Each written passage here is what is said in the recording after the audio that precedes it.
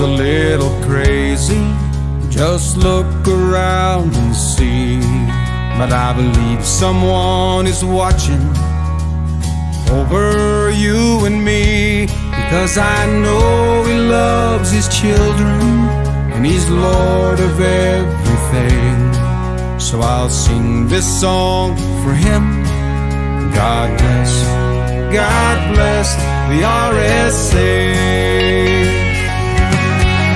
Victoria down to Cape Town, from sea to shining sea. There's a whole lot of good in the things I've seen, and I got hope and I got faith.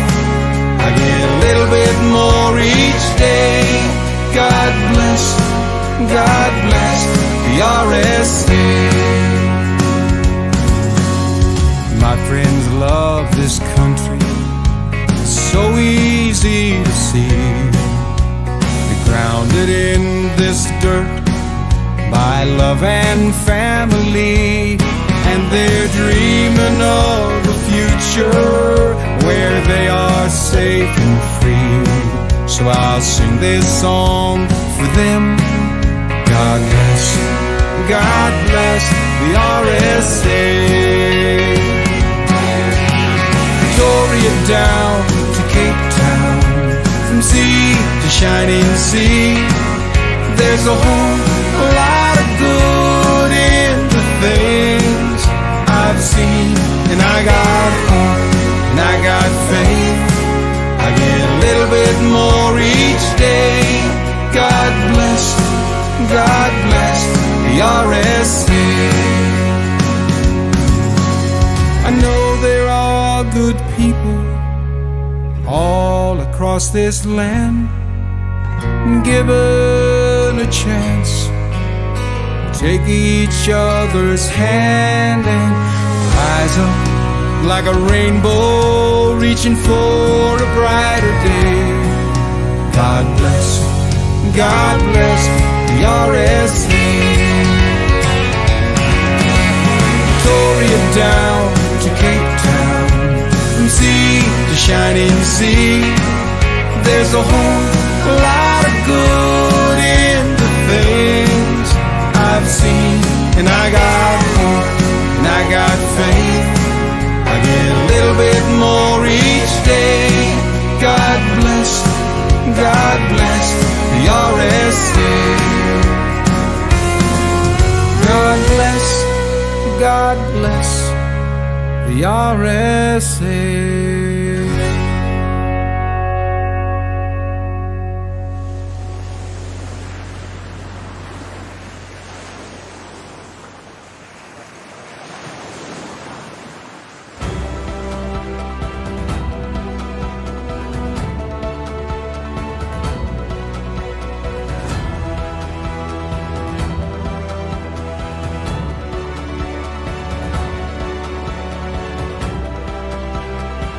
Folks, welcome back to DDay Facts. This is Chris once again.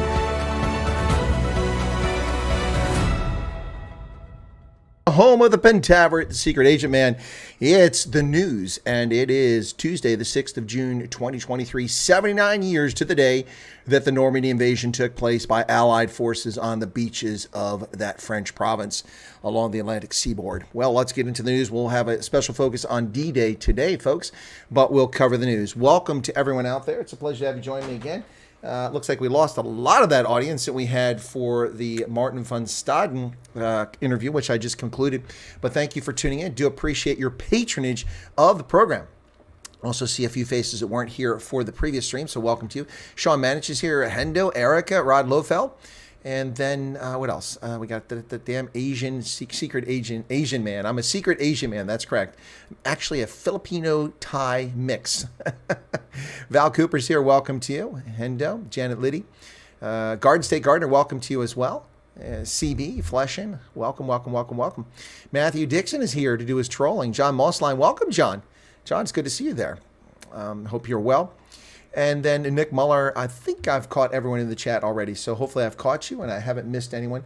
But let's get to the news, ladies and gentlemen. Lots to talk about here. By the way, just an update. I have not been loading anything onto Podbean in a year. It's hard to believe a year has passed. But today, I loaded 2 interviews that I previously conducted, one with Brandy Wells and one with Dr. Laban from South Africa about the Boer invasion of Zululand. Those 2 interviews are now on Podbean. So if you have a subscription and you have the app on your phone, you'll be getting updates, hopefully, telling you that it's there. That's the audio from the interviews. And I have to say that the software that I use from Audacity is fantastic. The sound's really clear and deep. It's really good, rich sound. So if you want to listen to that on the podcast for free, I don't charge for that, you can go to Podbean and look up my channel there, and you'll find it. Some of you are already consumers of that, but it's back up once again. So there you go. All right, folks, welcome back to the program. Let's get started. First off, load shedding suspended during the daytime at Eskom. Crazy stuff. What's going on here?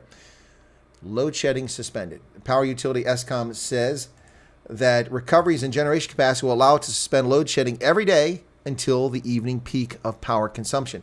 So from midnight and 4 p.m. on Tuesday, what's this? Suspended between midnight and 4 p.m. on Tuesday, followed by stage 3 from 4 p.m. until midnight.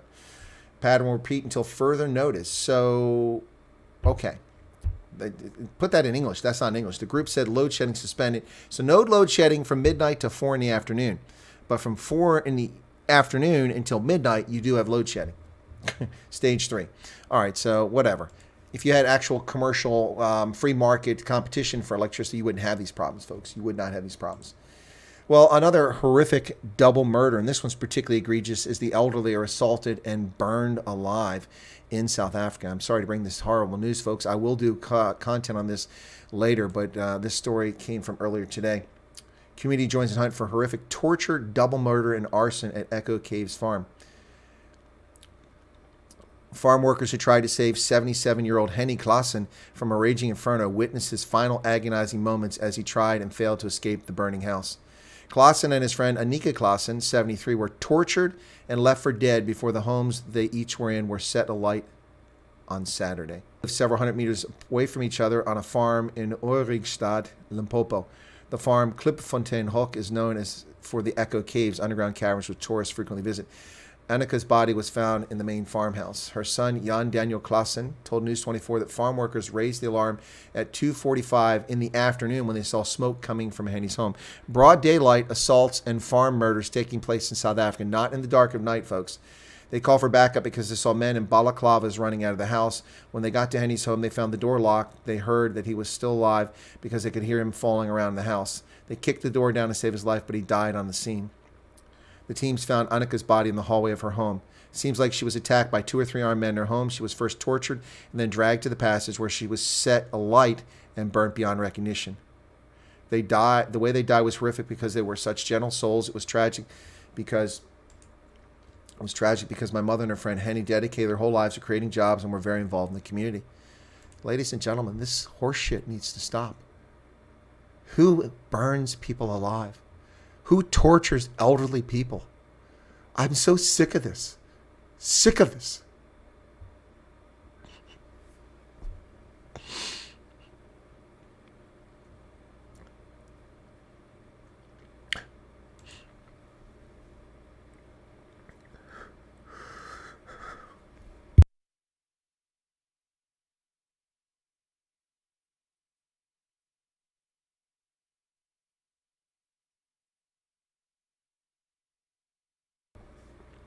While politicians live their lives of blue light escorts and sumptuous mansions in the Cape Town and Pretoria areas, this lawlessness occurs in broad daylight. Elderly, respected residents of a town murdered because of their skin color.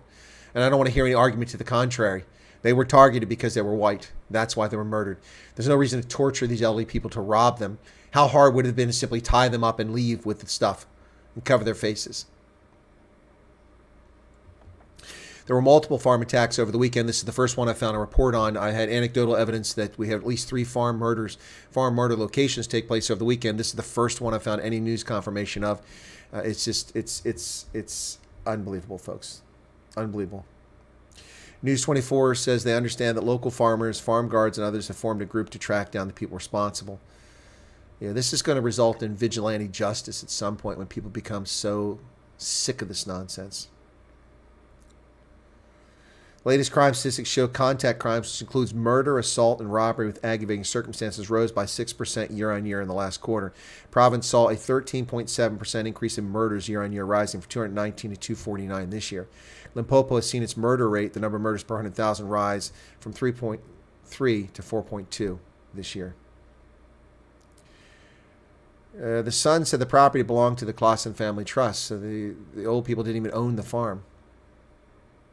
My grandfather and a farm worker discovered the caves in 1923 when looking for a water source for the cattle. We have had 4 generations living on the farm grounds. The caves were opened as a tourist attraction in 1959 following the completion of the Abel Erasmus Pass and the Streatham Tunnel. There's also a hotel on the grounds. This is sick. I'm so sick of this. And here are the people burned alive. How is that even remotely right in anyone's mind? How is that even remotely...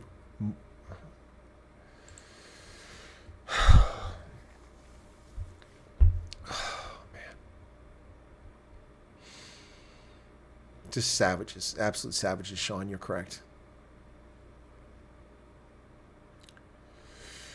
City Cape Town under Mayor Jordan Hill-Lewis seeks to privatize the Cape Town port operations and take it away from Transnet, the port authorities. Cape Town Mayor Jordan Hill-Lewis is calling for privatization of the Port of Cape Town to boost job creation and economic growth.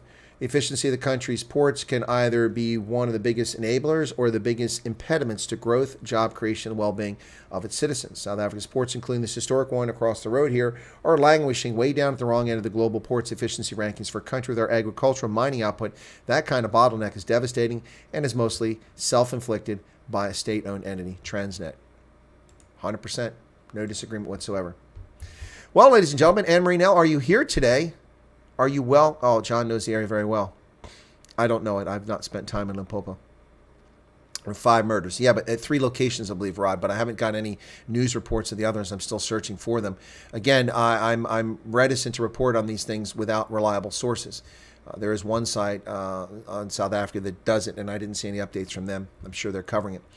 But for Anne-Marie Nell and those who like Formula One, too bad. You're not going to get it in South Africa. This according to Racing Reports. It's not going to happen, according to Michael Sherman, ever, not just delayed, ever. South Africa's Grand Prix is scrapped due to South Africa's ties to Russia, according to a report. This report is coming from RacingNews365.com.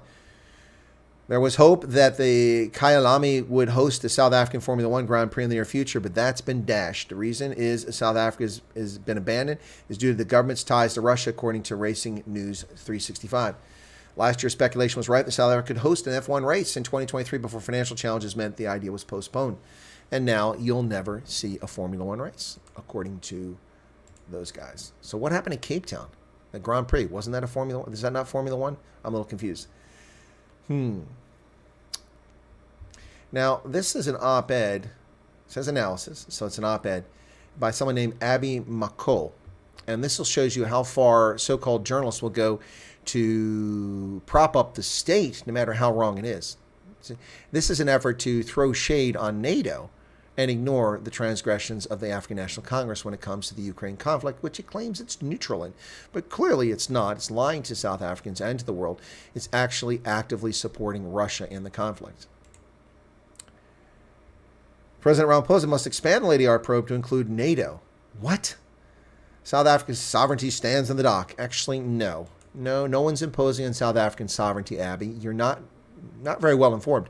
No one is trying to abrogate South Africa's sovereignty. South African government is taking actions which jeopardize its international standing. That's a different story. Whether we emerge as truly autonomous before the eyes of the world, the jury is out. Recent events that have pitted our country against the might of the hegemonic superpower that is the United States has thrust President Ramaphosa and his administration in a spot of bother. Okay, well, the United States is arguably no longer the sole hegemonic power. There are 3 hegemonic powers on the planet. They are the United States, China, and the European Union. And people that don't recognize that really aren't aware of what's really going on in the world. So, Abby, you're losing credibility the more you write. Also, Ramaphosa recently announced the appointment of a retired judge to lead an inquiry into the thus far unsubstantiated yet damning claims by U.S. Ambassador Aubrey Brigidi that South Africa has armed Russia in its war with Ukraine. Okay, the reason they're unsubstantiated is because the government refuses to deny them. Now, that's not mentioned here by Aubrey, or by Abby. Also, his name is Reuben Brigady, not Aubrey Brigady. He goes by Reuben, not Aubrey. Not difficult to figure out if you're actually a genuine journalist. Let me see if it's just some talking head who added to this. It doesn't say, so I can only assume this person's a journalist and they're posting on the IOL. This shows you what pathetic editors these news organizations have. Reuben Brigady is the name he goes by. Reuben Brigady, not Aubrey. You know, R and A are not even closely linked in the alphabet, folks. Not even closely linked in the alphabet. Chris, Cape Town Formula E. Oh, that's right. It was the electric vehicles. Thank you for that, Rod. This is race cars. I don't pay attention to that. Thank you for that. It was Formula E. Yeah. So now you're not going to get a Formula One race. Looks like. Anyway, so she's saying that, or I assume that's a she. Let's go back and see. I can't see because there's no photo, but Abby is a female name, at least before the transgender era. So Abby, I assume that she's talking about it must be expanded to NATO to investigate Estonia and Hungary because they've purchased South African Mambas and other equipment, and they may have been given to Russia. Okay, investigate it. But that's a separate probe. That's a separate probe. That's a probe into whether end licensing agreements have been adhered to by the countries that purchase your defense articles. That's nothing to do with Lady R. And that's something that should always be investigated. We do it all the time. In fact, for those who don't know, when we provide military hardware to foreign countries, the conditions on that are they can't dispose of that equipment or transfer it to a third party without approval of the U.S. government. Now, some countries take umbrage with that. Well, who are you to tell me? Botswana didn't take a umbrage with it. When I arrived in Botswana, we had a problem. The person responsible for disposal of property had sold a couple dozen Humvees at auction, presuming they belonged to the Botswana Defense Force. They did not. They were purchased, and it's basically a lease. They could only be disposed of when demilitarized and approved by the U.S. Security Cooperation Agency, Defense Security Cooperation Agency, DSCA. That's in the agreement. That's what's signed. But of course, these things are decommissioned 10, 15, 20 years later, and they're sold, and there's nothing wrong with it. But you have to have authority. It's the same thing with South African defense articles. If South Africa sells Mambas or rattles to Estonia, the end user agreement is that you cannot dispose of it or transfer it to a third party because South Africa is not trying to be a funnel for arms to a conflict or to terrorists. So that's a separate argument altogether. I love how these media people know nothing of what they talk about and conflate things and try to distract you from things. Shiny toys, shiny happy people that know nothing about what they're talking about. It's beyond comical. Well, moving away from South Africa and Africa to the conflict in Ukraine, the Nova Kakhovka Dam was breached today, and the Russians and Ukrainians are both denying responsibility. Aerial imagery apparently had shown that the dam was in bad shape and it buckled from lack of maintenance, apparently. So we don't know if it was actually destroyed or it just collapsed on its own. But there's a drone video showing the extent of the flood that took place from the Nova Kakhovka Dam.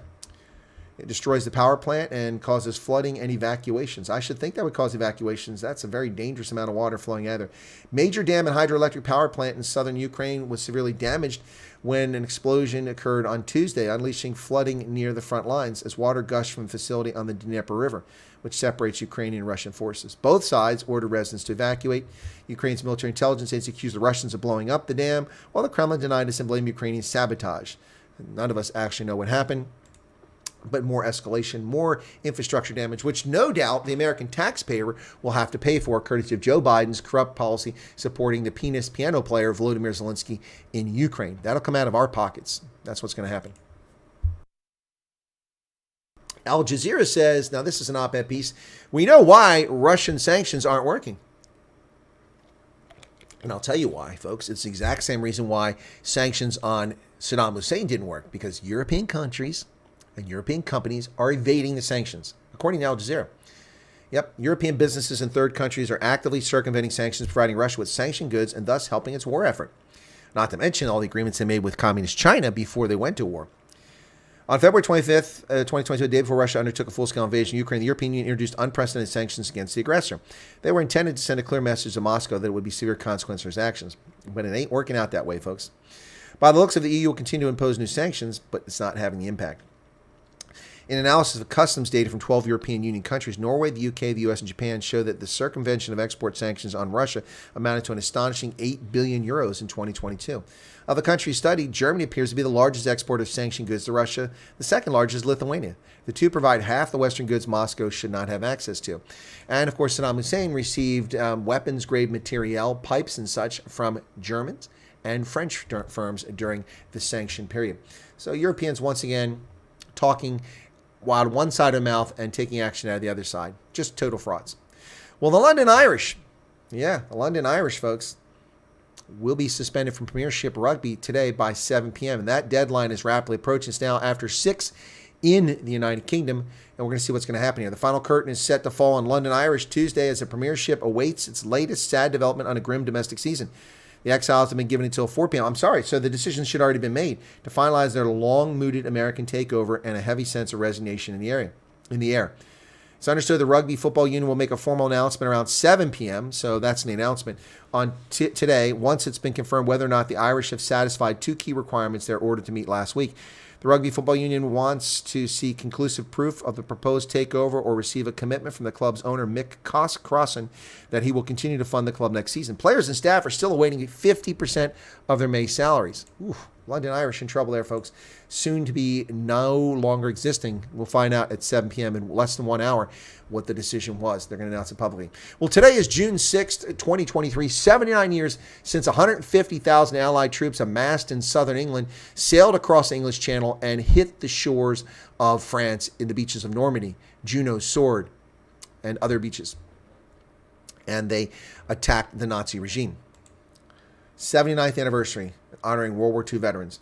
An overwhelming sound of gunfire and men's screams. That's how World War II veteran Marie Scott described D-Day. Now, Marie Scott is not a veteran, okay? That's a misuse of the term. She was a civilian.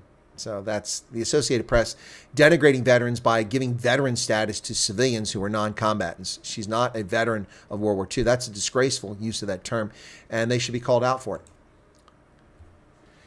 Tuesday's ceremonies got underway in honor of those who fought for freedom. This year's tribute to the young soldiers who died at Normandy also reminds veterans, officials, and visitors what Ukraine. Of course, Ukraine. Who gives a flip? It has nothing to do with D-Day. In fact, nothing at all. Tuesday, the whistling sound of the wind accompanied many reenactors who came to Omaha Beach at dawn to mark the 79th anniversary of the assault that led to the liberation of France and Western Europe from Nazi control.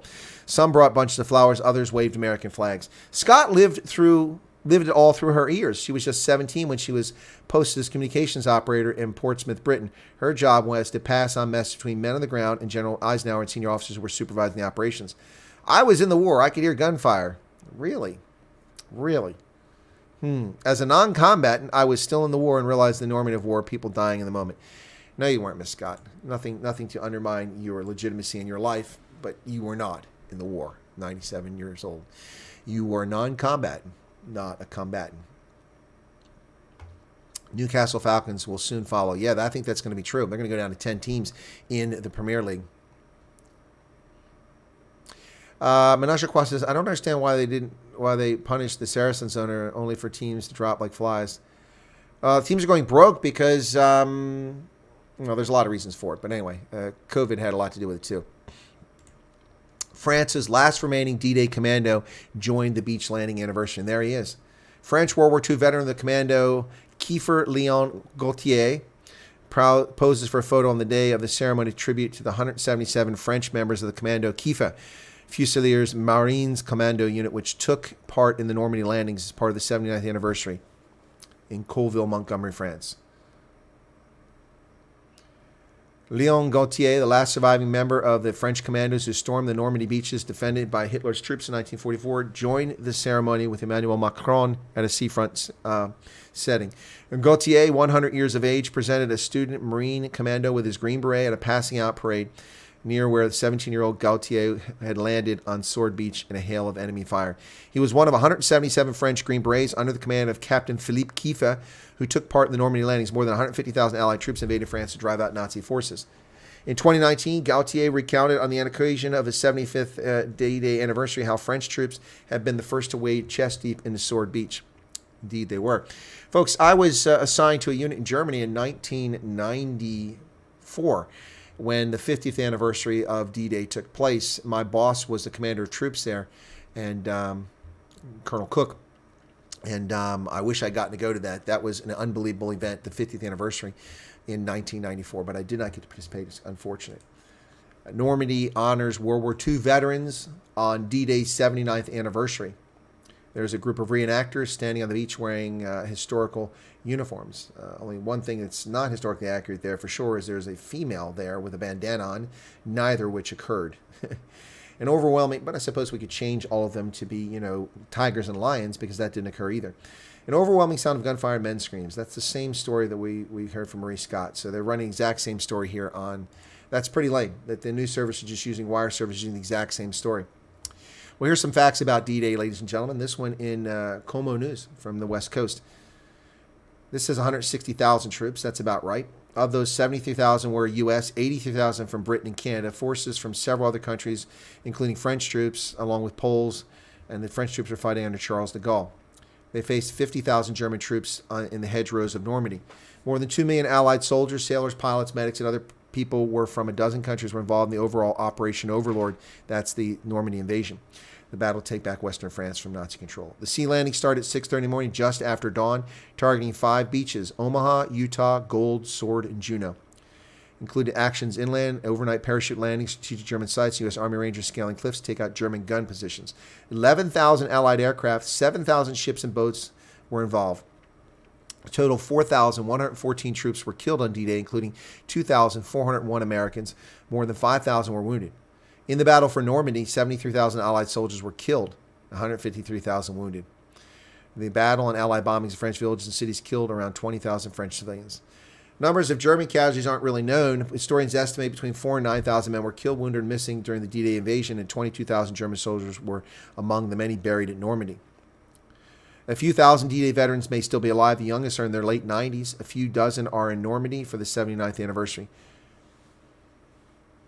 Next year, world leaders are expected for major commemorations marking the 80th anniversary of the invasion. Maybe next year I'll go to Normandy for the 6th of June for the 80th anniversary.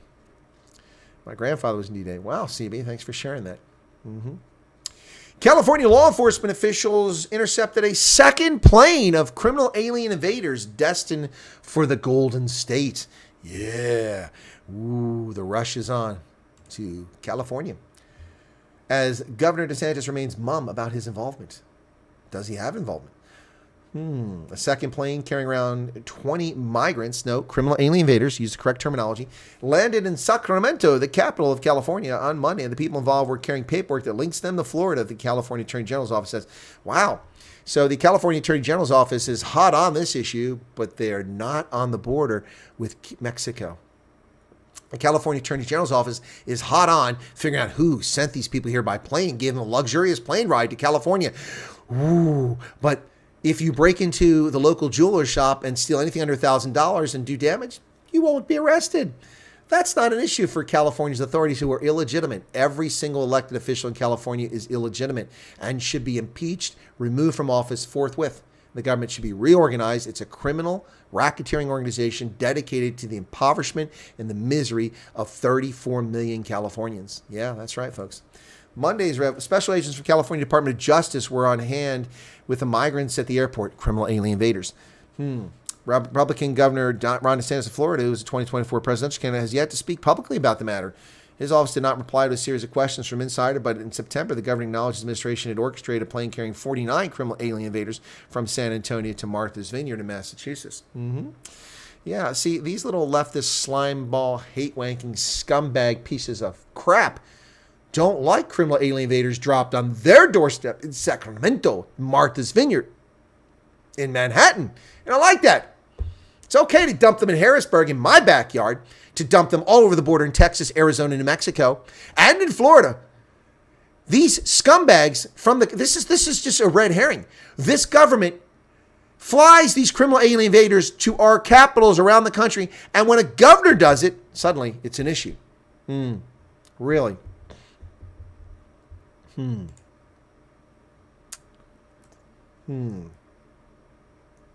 Monday's revelations comes after 16 criminal alien invaders from Venezuela and Colombia arrived by plane on Friday and were dropped off at a Catholic church. All the criminal alien invaders were picked up in El Paso and carried paperwork tied to Florida's Emergency Management Division, as well as contractor Veritol Systems. Now, let me just say something here. There's a map behind me there, okay? Let me point out where Venezuela is. That's where Venezuela is. That is Central America. That's America. There are about 8 countries between the U.S. and Venezuela. Nobody is an asylum seeker who takes that route. They're frauds, and they should be evicted forthwith. So California's investigating whether DeSantis was involved in this asylum seekers. Oh, they're not asylum seekers because they defrauded the asylum norms. This is by Trong Nguyen and Olga Rodriguez. Yeah, very typical Anglo-Saxon names from Vietnam and Central America. Yes. Officials were investigating Tuesday whether Florida's Governor Ron DeSantis was behind a flight that picked up asylum seekers on the Texas border and flew them, apparently without their knowledge, to California's capital, even as faith-based group... Okay, wait a second. Who gives 2 shakes of a cat's tail if they didn't know where they're going? They didn't care where they're going. They just wanted to invade America. They've succeeded. So whether they're in Oregon or California, who cares? They weren't harmed. No criminal alien invaders were harmed in the filming of this news report. Meanwhile, Governor Gavin Newsom lashed out at DeSantis as a small, pathetic man who suggests the state could pursue kidnapping charges. Really.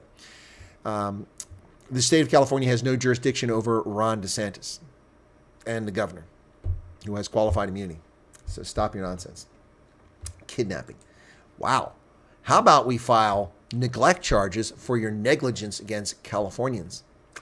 Well, Target went woke, and they are collapsing in a heap. What a dumb idea by this pathetic, socialist, leftist scumbag, Minnesota-based company. Yep. Target stock downgrade as Pride merch backlash pushes losses to nearly $14 billion. Target joined Bud Light on the LGBTQ marketing bandwagon, and it's now joined the beer maker in the losing billions in market cap. Yep, $14 billion in stock value eviscerated. Target shares closed Monday at $130, giving the company stock value of $60 billion, down from $74 billion, and still going down. This is before their Pride displays made national news for, among other things, including women's swimwear with a tuck in the groin area and a Satanist-designed clothing line. Woke ideology has been cited more explicitly in similar stock downgrades, yep, at Disney and others. Well, there you go. So Target's taking a hit, folks. Interest-only loans. This is a disaster. I'm familiar with this. Businesses oftentimes make huge commercial loans to build a property, to buy a property, and pay the interest on it until a balloon payment comes in which they have to pay the principal in total. And in the property market, oftentimes it's not a major issue because people will resell that property and then they'll use the proceeds of that to pay off the loan. So it works out pretty well. But we have $1.5 trillion in this sort of loans coming due. Interest-only loans help commercial property boom. Now they're coming due. The chickens are coming home to roost, folks. Nearly $1.5 trillion in commercial mortgages are coming due over the next 3 years, according to data provider TREP. Many of the commercial landlords on the hook for the loans are vulnerable to default in part because of the way their loans are structured. Unlike home loans, which get paid down each year, many commercial mortgages are known as interest-only loans.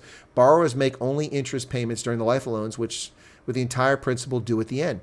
Interest-only loans as a share of commercial mortgage-backed securities issuance increased to 88% in 2021, up from 51% back in 2013. This is what socialism does. It puts people in this situation where they make these dumb decisions. Typically, owners pay off this debt by getting a new loan or selling the building. Now, steeper borrowing costs and lenders' growing reluctance to refinance these loans are raising the likelihood that many of them won't be paid back. And there you can see, in 2010, the share of commercial-backed mortgage security loans that are interest-only by year of issuance. In 2010, 18%. By 2015, it was over 60%. Today, it's over 80% of these loans. This is a disaster of epic proportions looming. When these defaults take place, businesses will be shut down because the landlords that own the malls and shopping centers and plazas can't afford to make the payments. They'll be foreclosed on, and the businesses will go out of work. Unemployment will ensue. The economy will tank, all because of this idiotic practice that was promoted by the Biden regime and previously by the Barack Obama regime. Wow.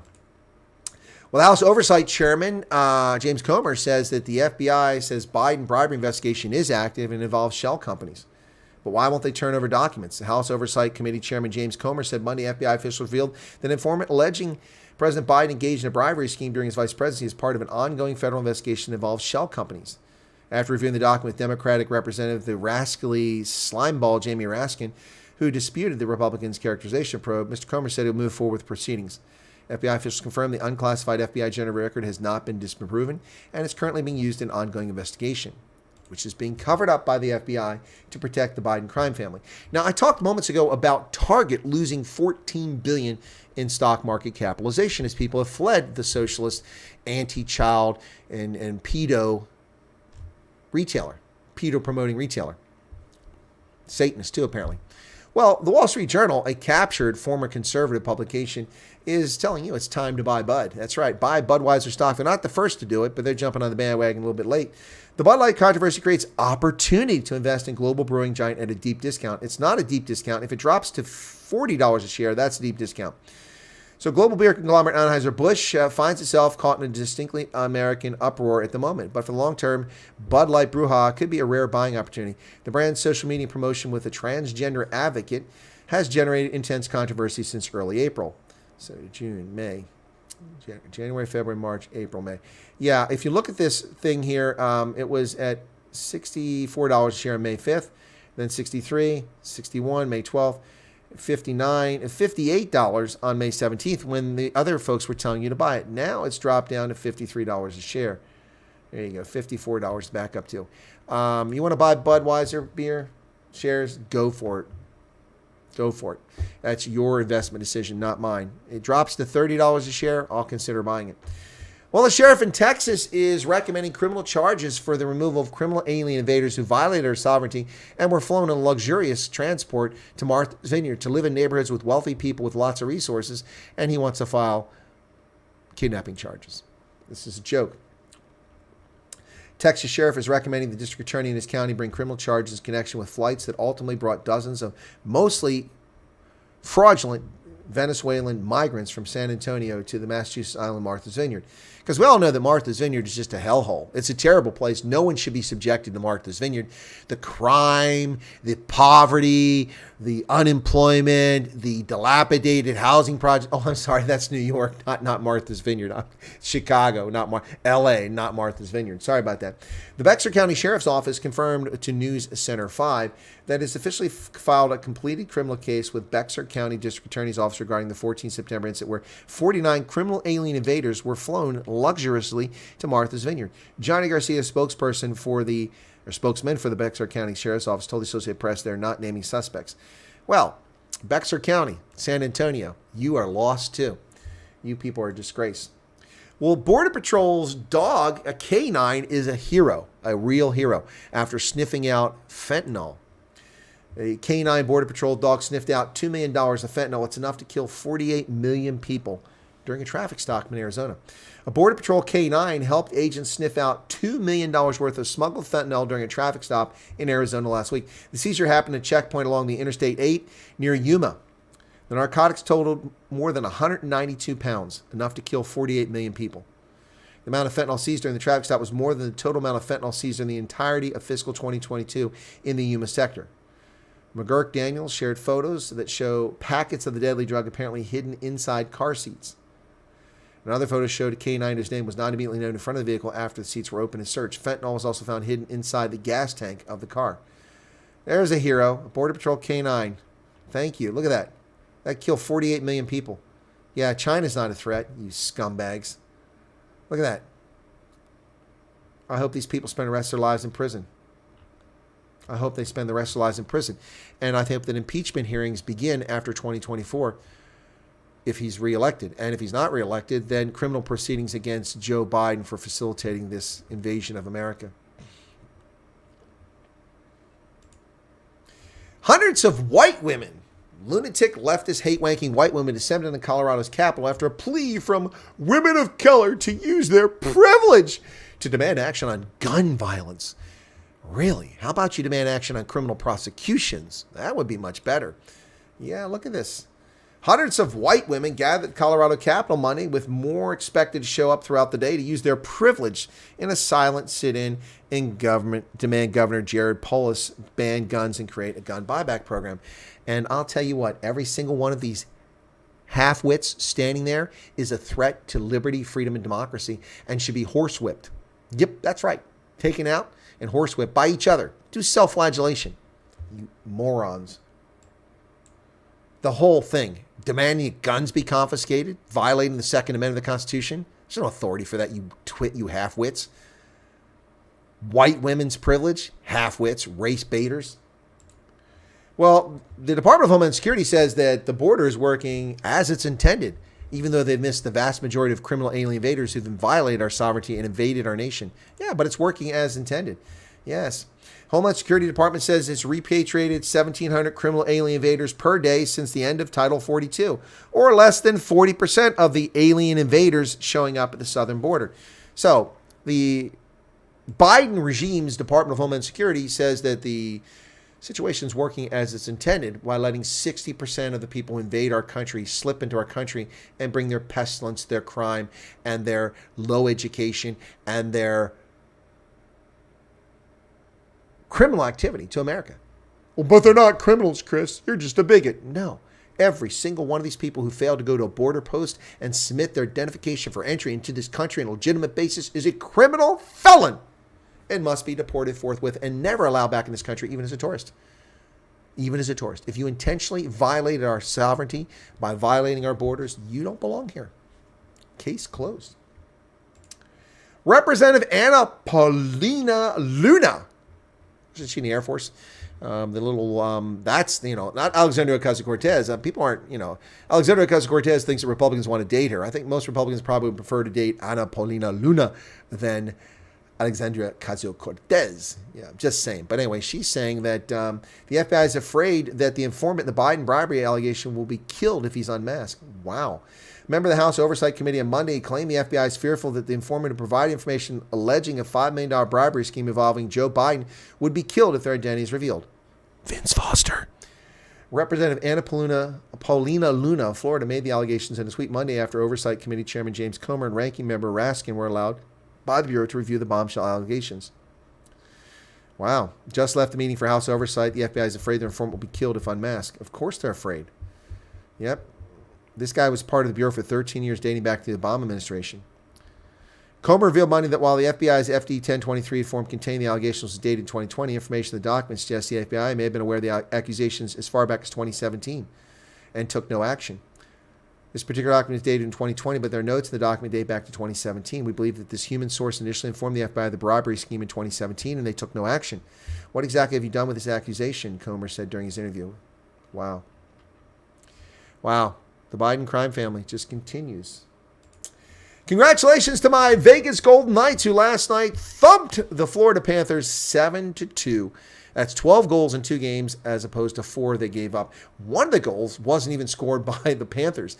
It bounced off of the skate of Alec Martinez, I believe it was, into the net. And that was a goal given up. So only one goal given up by the defender, who nearly had a shutout, 7-2. And the Vegas Golden Knights are in total control of this series at the moment. But that can change. It is hockey. Knights take a 2-0 lead. Jonathan Marchessault scored twice and started an early blitz that chased the NHL's hottest postseason goalie. And Aiden Hill continued his stellar play as the Vegas Golden Knights seized control of the Stanley Cup final.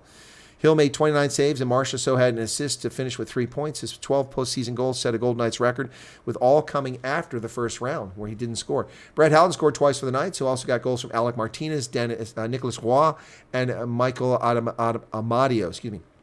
6 players had at least 2 points for Vegas.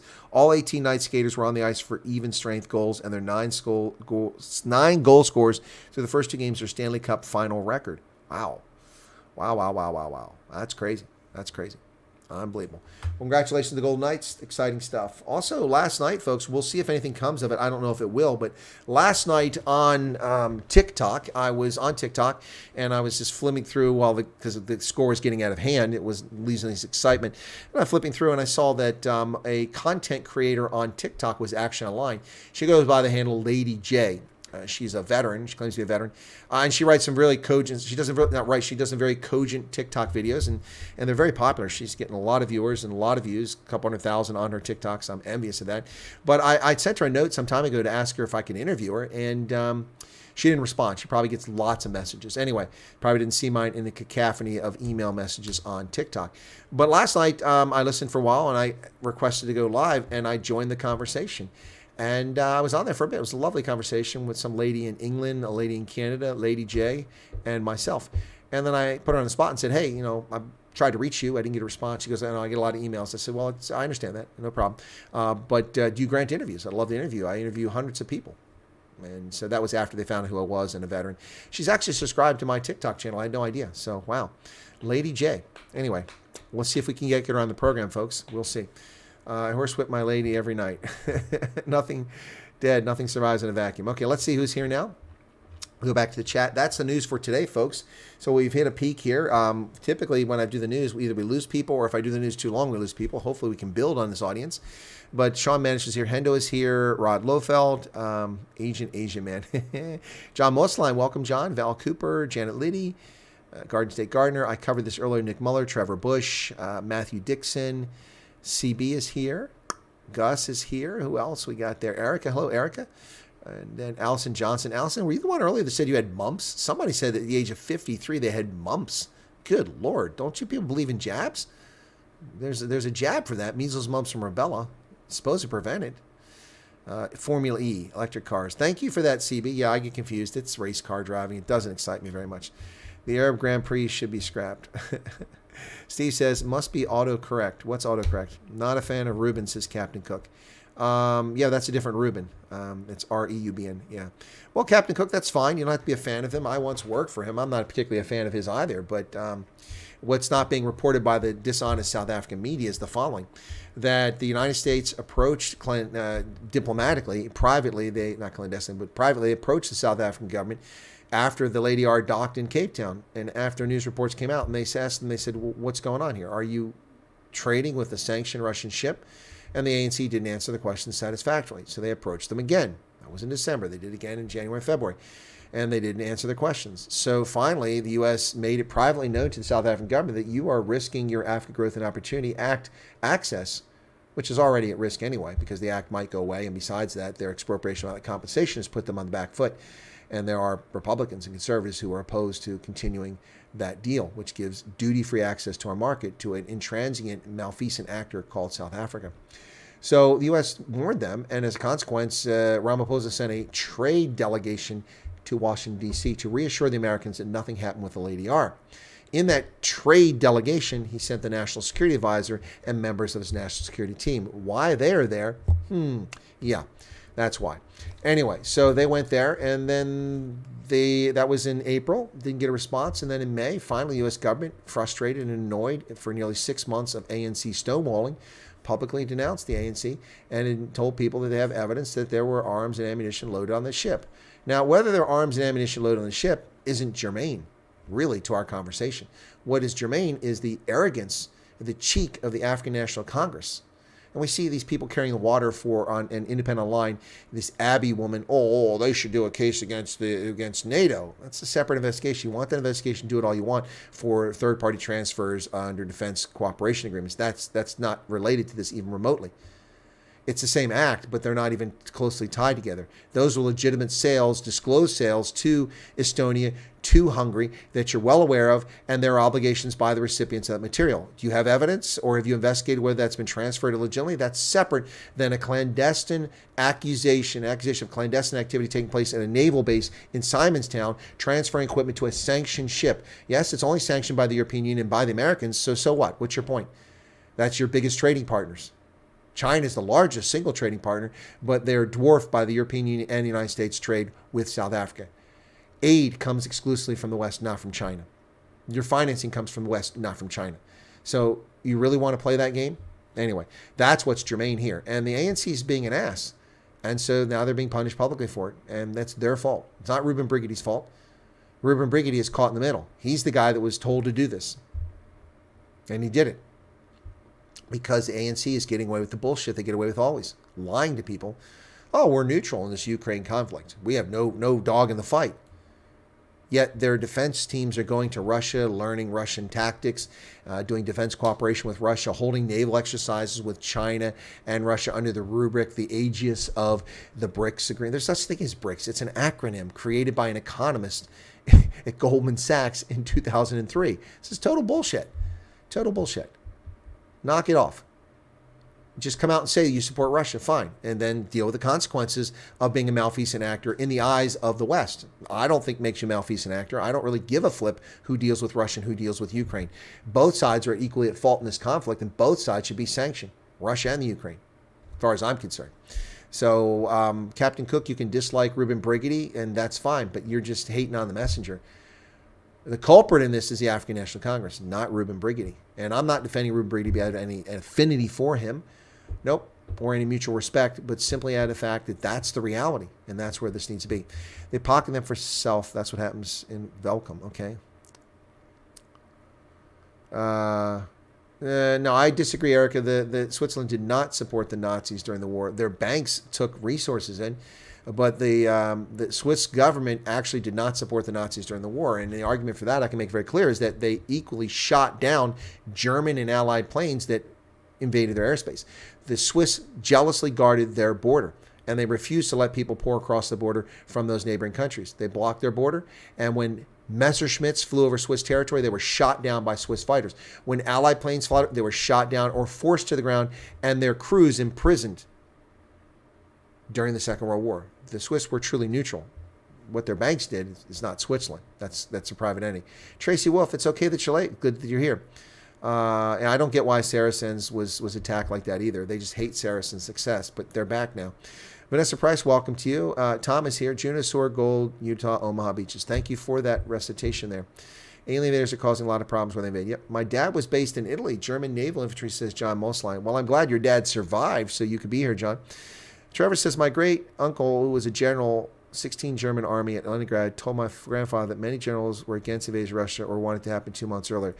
That is a true statement. Most of the German general staff was opposed to the invasion taking place in 1941 because of the intervention in the Balkans, which they knew was going to cause problems, and the German army wasn't prepared for it. But the Nazis had control, and the military dared not take a risk. Yep, and we saw what happened. But some were also opposed to just invading the Soviet Union altogether. But Hitler was correct. If the Germans hadn't invaded the Soviet Union, within 2 years, Russia, the Soviet Union, would have attacked Germany. It's a given. They were building up to that. That was their plan. That's where they're headed towards. So it was just a matter of time. Absolutely. See the Lion Brothers, the Ghost in the Darkness, while at Museum of Chicago. I did. What do you mean the Ghost in the Darkness? I saw the Lion Brothers. You talking about the lion? See, there's a lion right there. Right? Come on. There. That's a lion stuffed animal right there from the Art Institute of Chicago, and that hat has a lion on it. There's two lions. They're outside the entrance to the Art Institute of Chicago. I did see that, but I didn't see any The Ghost in the Darkness. That's a movie. Please let me be a fraud. Just be a square in your yard. I thought the Dems cared about climate change. Why are they adding people? We go into exactly. I refer to that place as Black Alley Californicators. Hakan says 1994 50-year anniversary, a number of old-timers jumped. Yes, they did. I think George Herbert Walker Bush was one of those who jumped in that anniversary. 50 years later, the former president jumped. I think it was in 94. He jumped a couple years. I think 94 he did it. It was pretty cool. Alien invaders equals more left votes and cheap labor. That's what they think, but then they find out later on that those people become American citizens. A lot of them turn out to be conservative and not leftist. That dog looks high, says Matthew. Civil societies, so vocal during apartheid, remained silent. The criminal ANC abuse. Yeah, isn't that funny, Trevor? Funny in a sad way that the civil society, which stood up during apartheid and stood up for a black majority, don't stand up for the minorities in South Africa. Pretty sad. John Mossline with a good dad joke there. What do you call a fly that enters the ear of an ANC minister? A space invader. That's well said. Tracy says, as an intergalactic being, I take offense at being called human invaders as alien invaders would come in peace. Well, alien is not alien from the planet, but alien from the jurisdiction. The term is equally. Aliens from outer space don't own the term alien. I'm an alien. I'm an alien in South Africa. I'm an alien in France. I'm an alien in Canada. But I'm not a criminal alien. I'm a law-abiding alien who conforms and comports with the laws and regulations of the society I'm visiting. Yep. Roy says, I'm not that mad at my you-know-what. I don't know what he's talking about there. Yeah, not what he's talking about there. So what else we got there? Ooh, we jumped ahead in the chat here. All right, let me get here. Gerald Lazarus, welcome to Gerald. Pleasure to have you here. Don't think you've seen before. Ninny D, who are these new viewers? Where are you guys coming from? Or you've been longtime viewers and just not chatters. Welcome to you. Yeah, don't forget to hit the like button, folks. You got 52 of those. Yeah, when I look at, one of my viewers directed me to some guy. I can't think of his name. He's a black guy. He's got 970,000 subscribers. I watched his program. He was talking about South Africa. He's an American, and he's conservative, but he's been at this since 2006. I don't know how long he's been doing what he's doing now, but when I see his 900,000 subscribers and his 200,000 views on his videos in which he doesn't say anything insightful or particularly interesting, it's just that he's black, he's articulate, and because of that, he gets promoted by YouTube, and I'm just sitting here going, wow, this really sucks, man. I'd love to have 200,000 views and 1 million subscribers, too. At some point, it becomes disheartening, Maybe I should just took that job in Madagascar and gone to Madagascar and made the big money and enjoyed my life. I'd be in Madagascar right now, by the way. In Tenerife is where I'd be living right this moment. Just come to your planet, stop humans killing each other. Vaccinations only last for a certain amount of years. At around 40, you might need another. Well, I've had more MMR. I'm in the Army. I've got MMR several times. Sergeant Major's Academy now here in Fort Campbell. Really? Tom, was the Sergeant Major's Academy moved from Fort Bliss because of the criminal alien invasion? You know that at Fort Bliss that they were housing criminal alien invaders in the MWR, Morale, Welfare, and Recreation facilities, in housing, and in all sorts of buildings over there. Same in Fort Hood. So is that why the Sergeant Major's Academy is now at Fort Campbell? That's news to me. Thank you for sharing that because I did not know that. It's been at Fort Bliss forever. Only way to save humans is to get rid of the politicians. Rod says, my dad was in North Africa, Lebanon, and Italy. Okay, thanks for sharing that. Cool beans. Menashe, why would Stalin have a treaty with the Nazis only to prepare to break it, if not long afterwards? Okay, Menashe, why would the Nazis have a treaty with the Soviets only to break it short time afterwards? You do realize your question, I'm not picking on you, Menashe, but that's the exact same thing that the Nazis did. The Soviets hated the Nazis because they hated socialists. They were communists, and they saw the German Nazi regime as a competitor that needed to be squashed, and an ideology. Remember, this was the era of the Comintern, the International Communist. Its job was to expand communism to the proletariat throughout the entire planet so that communism was the sole form of government. The Soviets backed this idea entirely.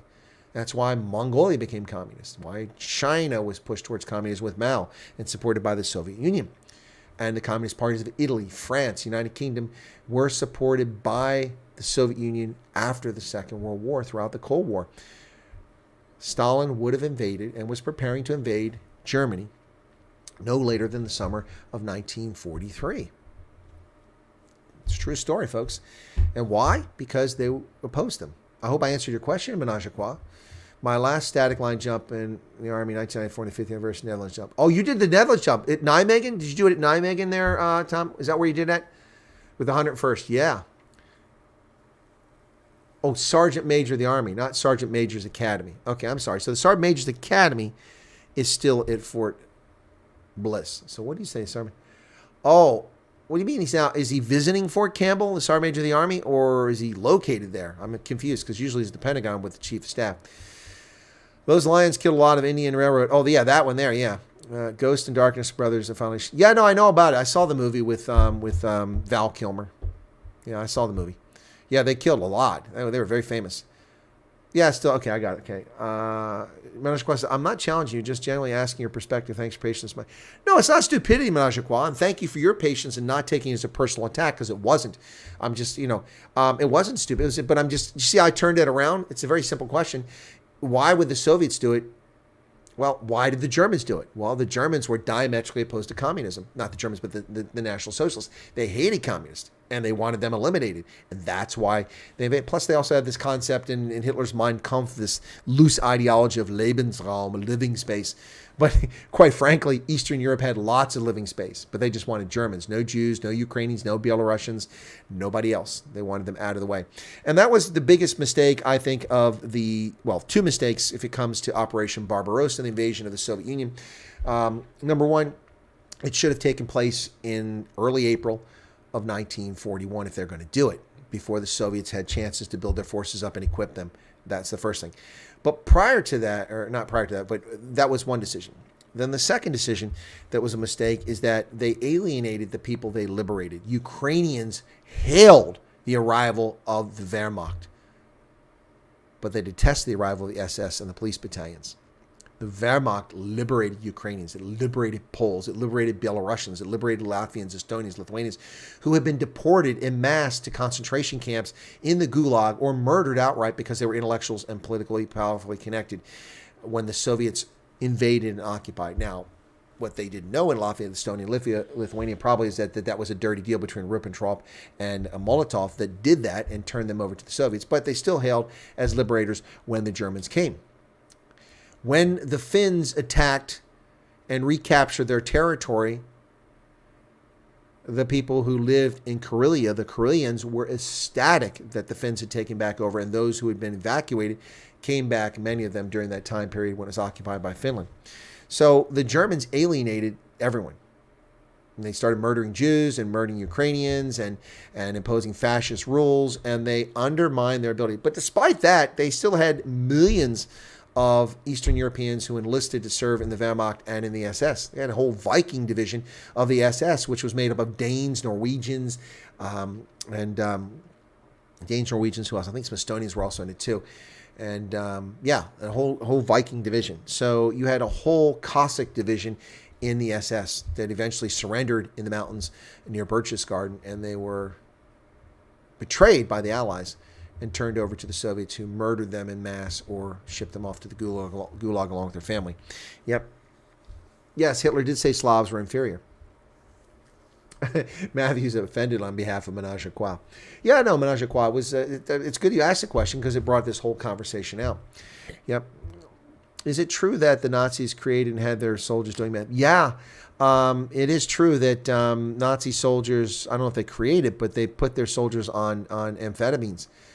Now, I don't know about methamphetamine, but they were on amphetamines. The German soldiers on the Eastern Front were fed amphetamines to keep them going for longer hours and with lack of food. That's a true story. It's something we didn't know about for a long time. It came out later on, but it is a true story. And there's been a lot of research on it in the past few years. Yeah, I'm not sure what type of amphetamines they were, but they were on amphetamines. Yeah. So, what's the difference between communism and socialism? Okay, that's a good question. That is a very good question. Both believe in state ownership.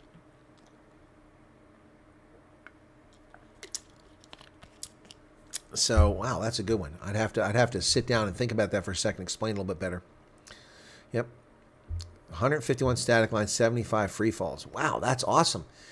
That's about 226 more jumps than I've got to my credit there, Tom. 226 more jumps. I've got lots of rappelling to my credit, but those don't count. Oh, my goodness. Dead bodies went green from the drug. I don't know that. That's something I'm not aware of. Yeah, communism does own everything. Yep. But it just doesn't work, folks. It doesn't work, and people think it does. It's crazy. But, the really, there's a lot of sad things about the rise of fascism in Europe, in Italy, in Germany in the 1920s, and Italy in the 20s, Germany in the 30s, and the rise of communism in Eastern Europe from 1918 onwards. Really sadness and horrific things that have happened around the world. The rise of communism and socialism in America in the 21st century is also depressing. But one of the saddest things, quite frankly, is that this resulted in a complete redefinition of the map of Europe. In fact, let me see if I can find this here very quickly. I know where it's at. I just got to look for it here. I wonder if I can find it quickly this way. Let me do this here. Okay, it might be a place I can find this if it's still there as a photograph I sent to someone. Let me see if I can find it very quickly. It was when I was in England. So I'm back to England now in this account. Let me see if I can find it here. There it is. Okay. Yeah, this is the one I want. Okay. So, yeah, that's what I want. Okay, cool beans. So, let me do this, and I'm going to show you something here very quickly here. All right. Whoops, that's not what I want. Come on. There we go. I want to zoom. Oh, it won't let me zoom that way. I got to save it. So let me just save it. Give me a second here, folks. I'm going to show you a map of German-speaking regions of Europe. Okay. Did I get rid of it? No, it's still there. What's that doing open? German-speaking regions of Europe in before the Nazis destroyed Eastern Europe and changed everything for the worse. Okay, downloads. Hang on. It should be here. There we go. Okay, now I should be able to expand that one up to. There we go. Okay, so yeah, I got it now. Okay, hang on, folks. Thank you for your patience on that one. So this is a map, and I got this actually at the Holocaust Museum in England when I was just there recently. This is a große Sprachkarte von Mitteleuropa. Okay, so it is a big map of the speaking regions of Europe, and it has Germanic languages, specifically German. This was done, I'm not sure when this was. This must have been probably just before World War II, the 1920s or 30s, but look at this. So this is a map to show you where Germans used to live, okay? Here you go. So look at that map. You can see all the greater Germany, which includes Germany, Austria, parts of Italy, Yugoslavia, Hungary, Romania, the Czech Republic with the Sudetenland, Silesia, Pomerania, Prussia, Estonia, Lithuania, Latvia, Poland. All the red are Germans. Look at all those places where Germans were. So the national boundaries, you can see here, the boundaries run across. So you can actually see that on the screen, yeah. So this is Sudetenland here in the Czechoslovakia, but inside there are huge pockets of German-speaking regions. Here's German settlements in Slovakia all the way over here. Here's Ruthenia, which was taken away. That's Germans. Down here in Hungary, Hungary is full of Germans, ethnic Germans here all throughout. This is Yugoslavia, yeah, in the Vojvodina, which had over half a million ethnic Germans.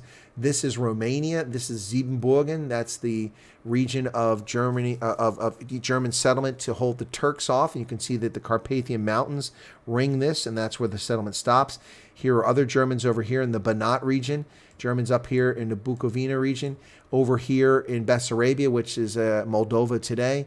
Here in Ukraine, and what became in eastern Poland, Ukraine.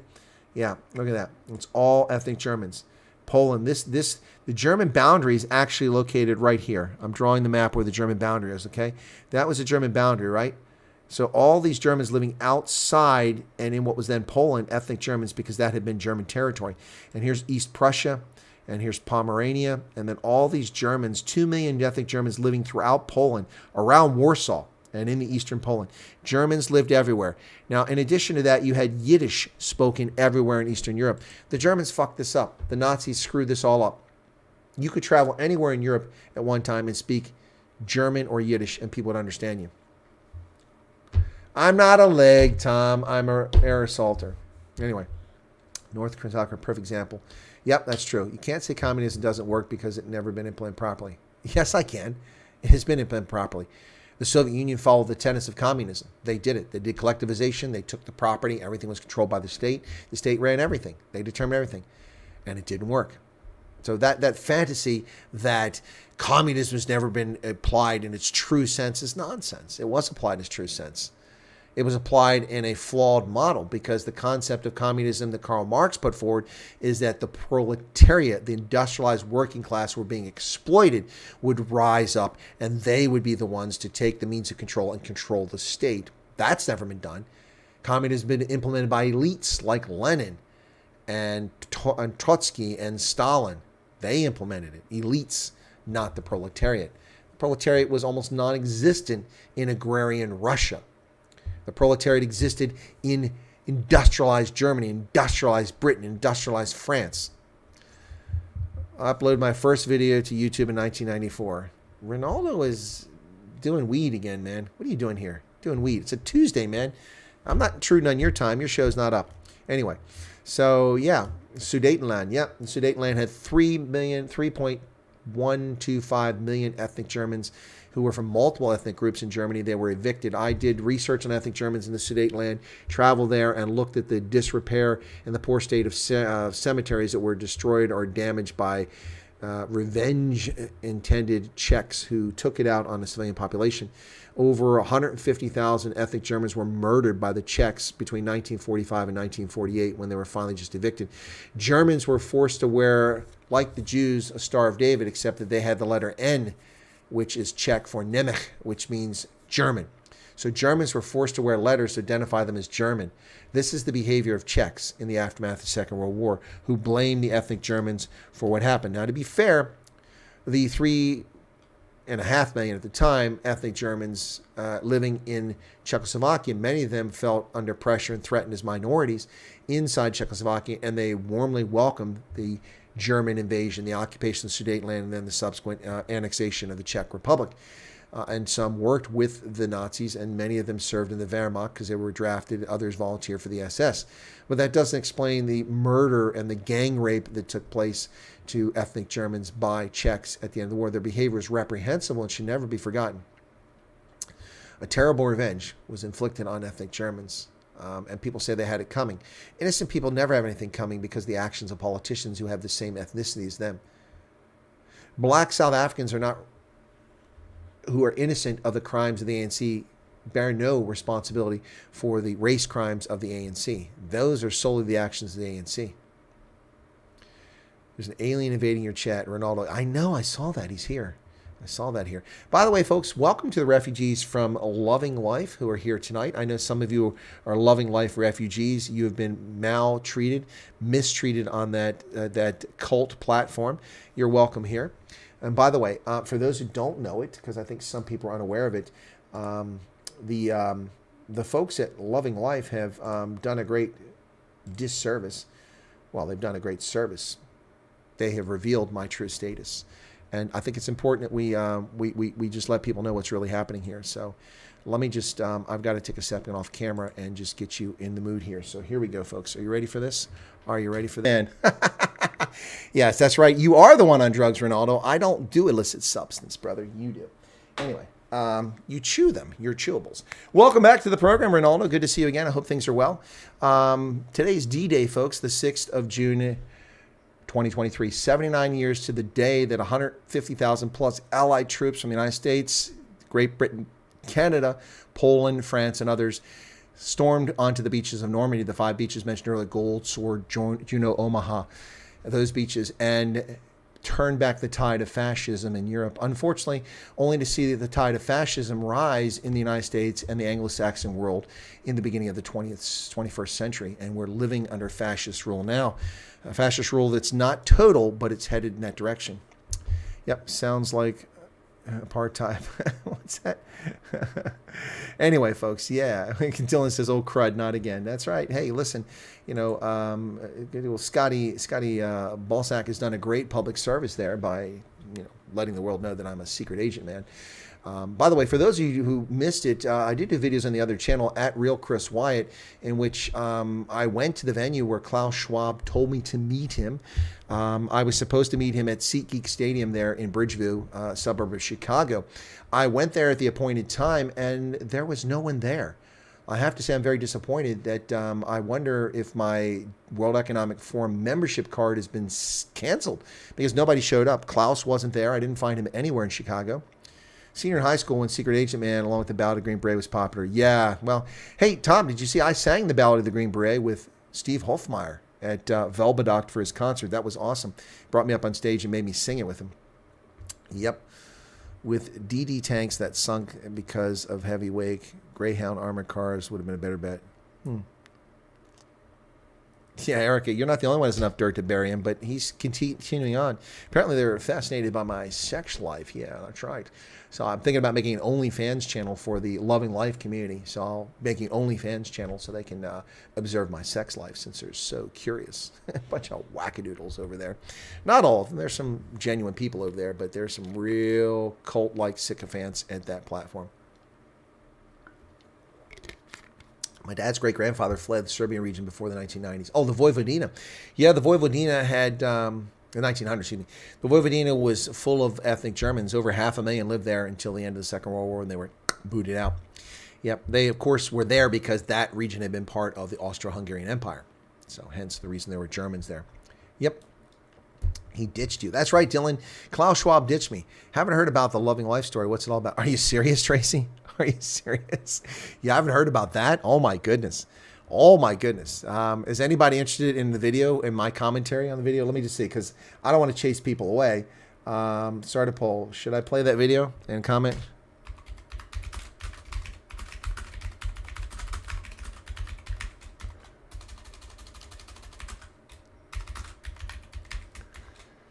And it's okay if people don't want to see it, because that's fine. I mean, I'm not going to do it unless you want to. So there you go. There's a poll. Let's see what the poll says. I'll go with what the poll says, okay? If the majority says no, then we won't show it, and I'll have to give you a link to it. If they want me to offer my commentary on it, then we'll play it. Yeah, so big charge, I'm sure, for your OnlyFans. big charge, big change. Okay. Okay, Ukraine and Russia blaming each other for who blew up the dam. Yeah, they are. They are blaming each other, and it was structurally unsound because of neglect, so who knows. But apparently an explosion took place, according to news reports, so maybe it was sabotage, maybe it was an errant artillery round, whatever the case is. This is what happens in war, folks. It's dangerous, and people die, and infrastructure gets destroyed, and then the U.S. takes money from taxpayers and rebuilds other people's infrastructure, like Bosnia. And now Ukraine when this is all over. Yep. Anyway, so, 60%. Yes, that's a surprise. Well, must be like 3 votes. Let me see. No, 20 votes and 60% say yes. Wow, that's interesting. That's more than I thought. So we could do that. Haven't seen it, so yeah, says Etienne Ronnie. Okay, well, little of the background here. Someone who's not a viewer, but someone I've interviewed in the past, sent me a WhatsApp message last week and said, look at this. So I went there, and it was on Loving Life TV. Now, Scott Balson had done, I think, a service for many people in South Africa and around the world by, in the early days, a few years before, when I was still an intelligence officer serving the military and couldn't use social media in the fashion I use it now because I had constraints on my freedom. And those that understand the U.S. military know that we accept restraints on our freedom, our constitutional rights, in order to serve in uniform, because you can't have people in uniform running around bad-mouthing the commander-in-chief, even if he's a demented lunatic wearing diapers. But, of course, a retiree can. Anyway, you don't need that kind of ill discipline in the forces. So when I couldn't comment, Scott Balson was out there doing things and making videos, and there was almost no one else doing this, talking about South Africa and exposing the fraud, the corruption, the farm murders and such to many people. And I've repeatedly thanked Scott Balson for what I considered a public service, and spoke well of Scott Balson, or spoke neutrally of him, and encouraged people to go watch his content even when I disagreed with it, just because he was out there, until this slimy piece of human feces attacked me in August of 2022 while traveling South Africa, accusing me of being an e-beggar, that people were paying for my trip, and that I was just, taking advantage of people. I'm a snake oil salesman. In which Ronaldo tried to egg me on, and it worked. And I'd had enough of it, his bullshit. He had implied that I was one of the people that he disliked in South Africa, like he openly says about Ronaldo and Roman Kabanak. He applied that about me, but never mentioned by name, so I just let it slide until then. And I just went off on him on a Wednesdays with the Colonel when I was at the Santos Express in Mossel Bay talking to Ronaldo in PE. And I just let loose with both barrels, and I used expletives and called him what he really is. He's a charlatan piece of human feces. And I said that.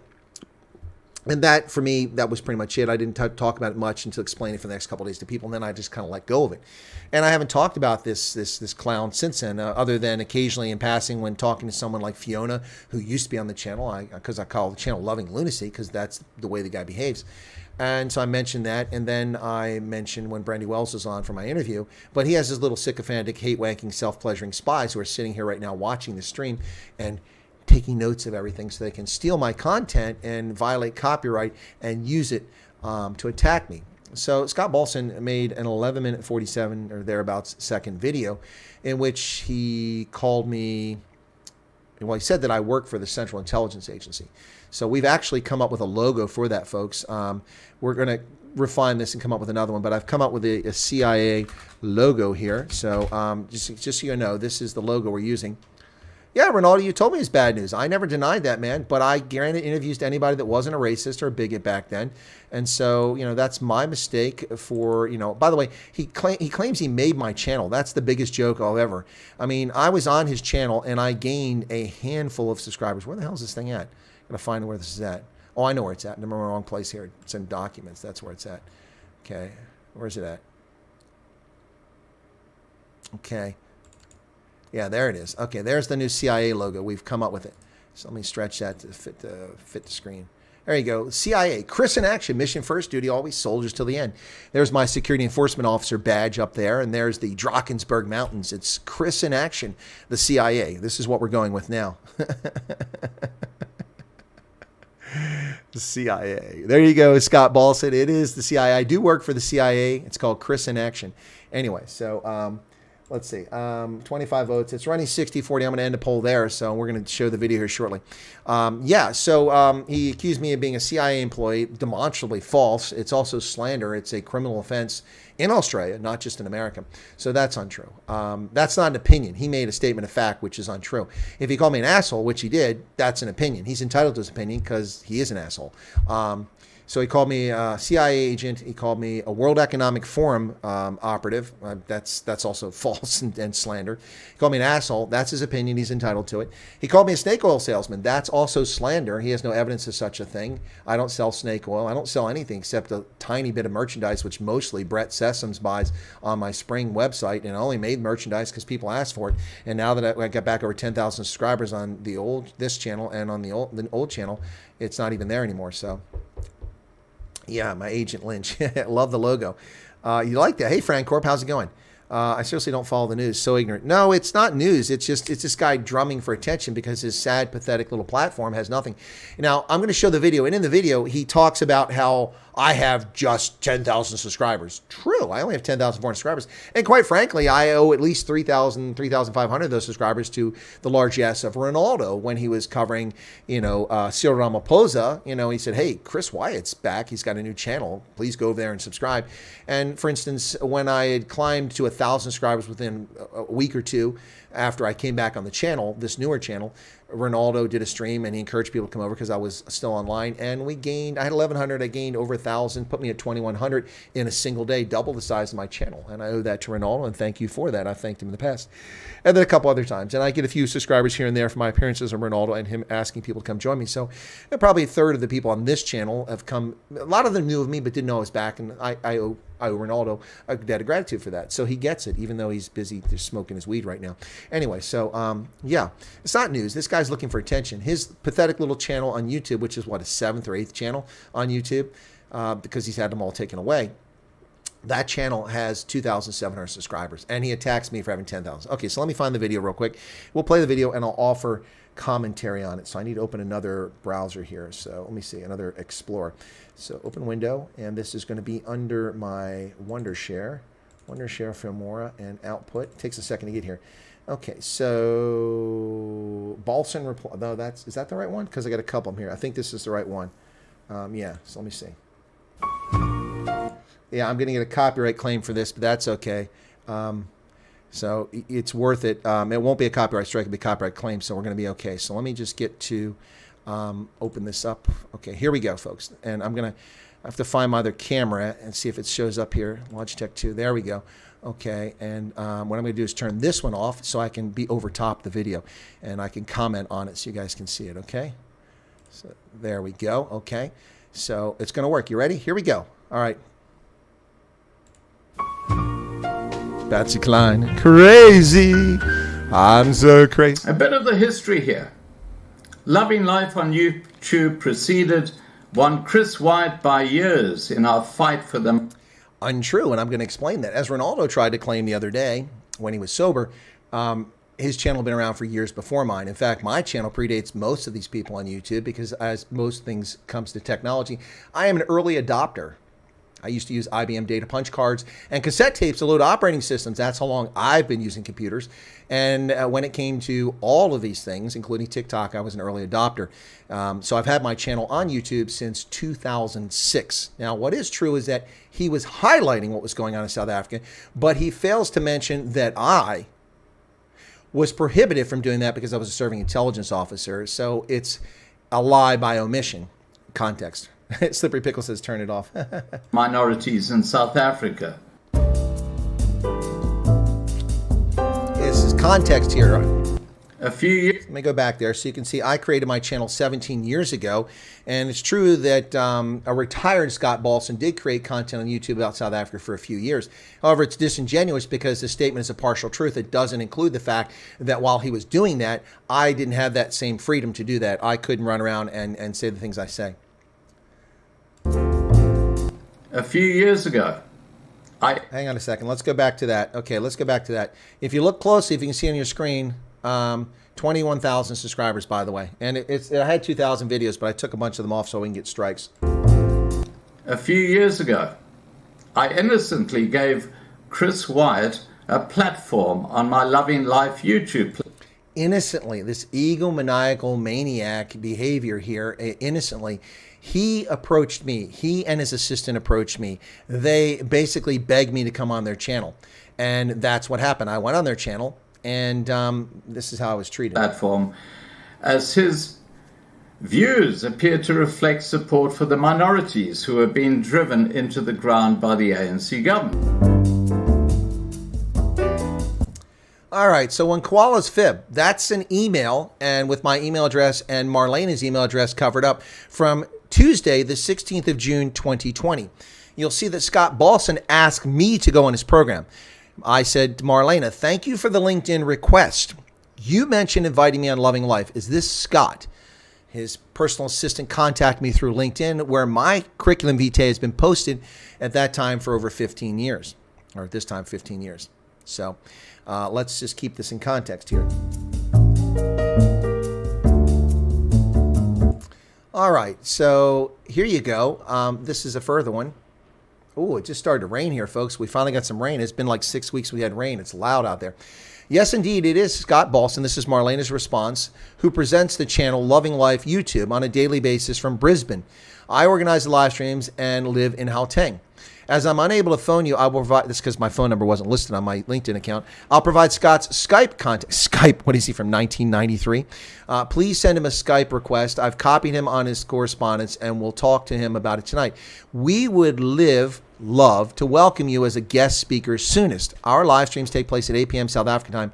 Anyway, so Balson came looking for me, not the other way around. And then Balson asked me on his program, he says, I trust you will accept our invitation and I will see you live on our channel soon. There you go.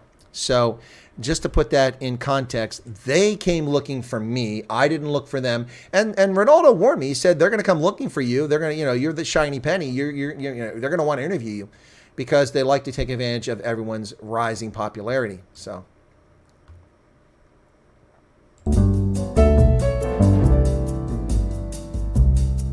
This is when he had just about zip subscribers. All right, so Zip subscribers. Once again, Scott Balson and The Truth really have difficulty being in the same conversation. This is a screenshot of a PowerPoint slide I made in response to this lunacy that shows my pre-Loving Life appearance. Okay, on June 18th is about the time I went on that channel. I had 3,766 subscribers after 3 months of doing broadcast. It's over 1,000 a month, 1,250 a month roughly average because I had 2 when I started doing it. Now, when I may say started, I had a channel since 2006, but I only put a couple videos that were travel related and not politically related until I retired. I started in mid-February, around February 18th of 2020 to start doing what I'm doing now and really got into it in March. So after 3 months, I had 3,700, and this is a screen capture from my account, which was restored on YouTube back in February this year. And you can see that it has the life of the channel from October 14th, 2006 to May 31st of 2023 when I made this video.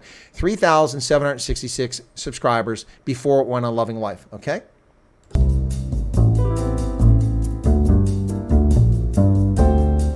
He used my Loving Life interview as a platform to launch his own YouTube.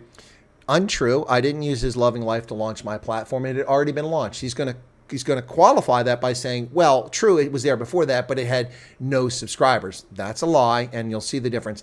And you'll see that appearing on Loving Life did virtually nothing for my channel. I gained virtually no subscribers. That's what's coming up next. Channel. Yes, it might have been there before we had the interview, but it had minimal recognition. All right, so this is after I appeared on Loving Life.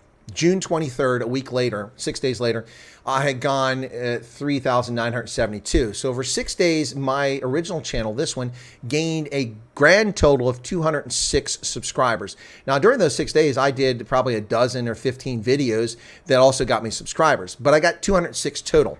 So that's 34 subscribers per day, or 0.001% growth from my appearance on Loving Life. So Scott Balson is full of shit and his eyes are brown. I gained nothing from my appearance on his show other than trolls who follow me. Why are people confused? Why are you giving away? Yes, Slippery Pick, I'm giving away too much, but I'm answering the questions of my audience and people who are actually here a long time. So Bishop News Seattle, I've changed your slogan to man, the myth, the legend. Thank you, that Tracy. All right. I don't know what the patch is on his face. We'll play a little bit more and we won't go on all the way, but here you go.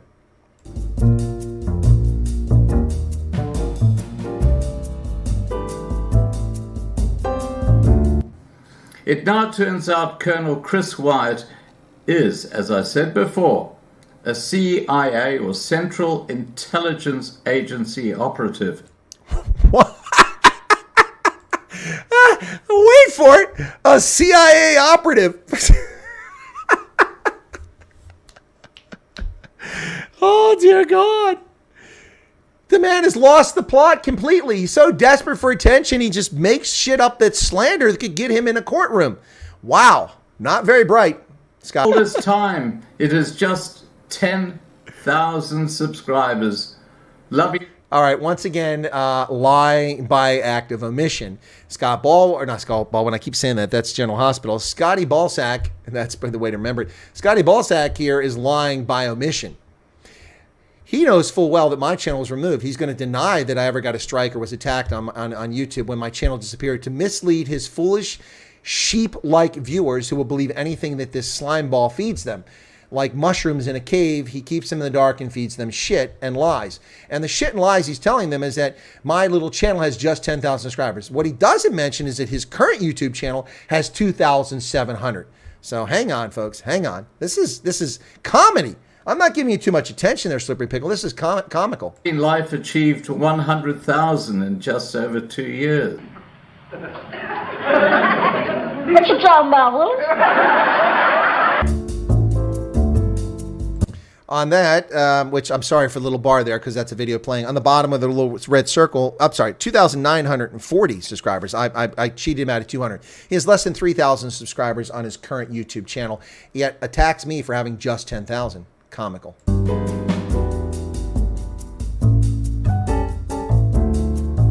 All right, so there you can see it right there. This was, again, when koalas lie.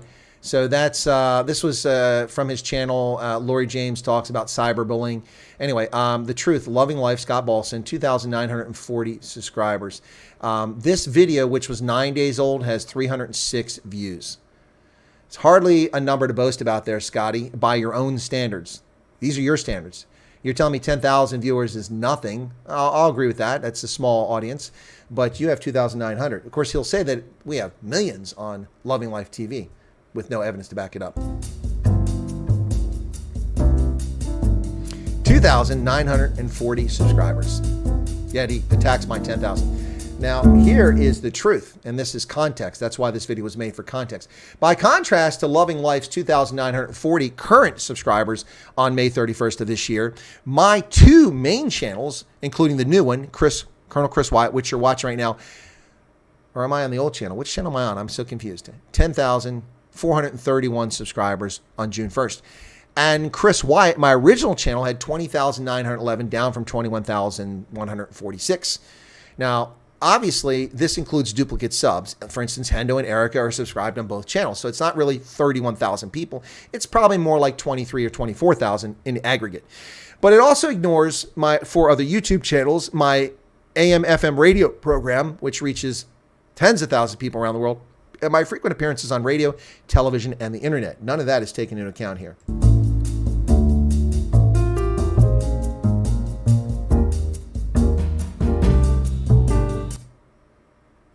And there you go. That's the video. So That's just a short response. That was only a few minutes, so 2 minutes, 23 seconds. So it wasn't that long. Anyway, I'm not going to show you the whole 11-minute thing. That's just silly.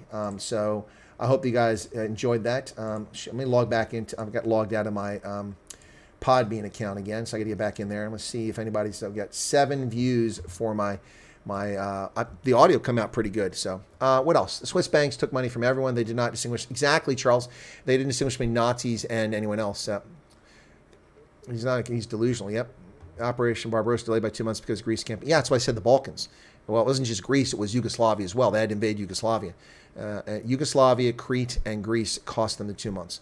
Yeah, but even so, they wouldn't have won the war if they got to Moscow by September, because the Soviets would have burned Moscow. They would have occupied a burnt shell, and they would have been just as desperate a situation because they never issued winter uniforms to the Wehrmacht and to the SS. I don't know what they're thinking. It's crazy stuff.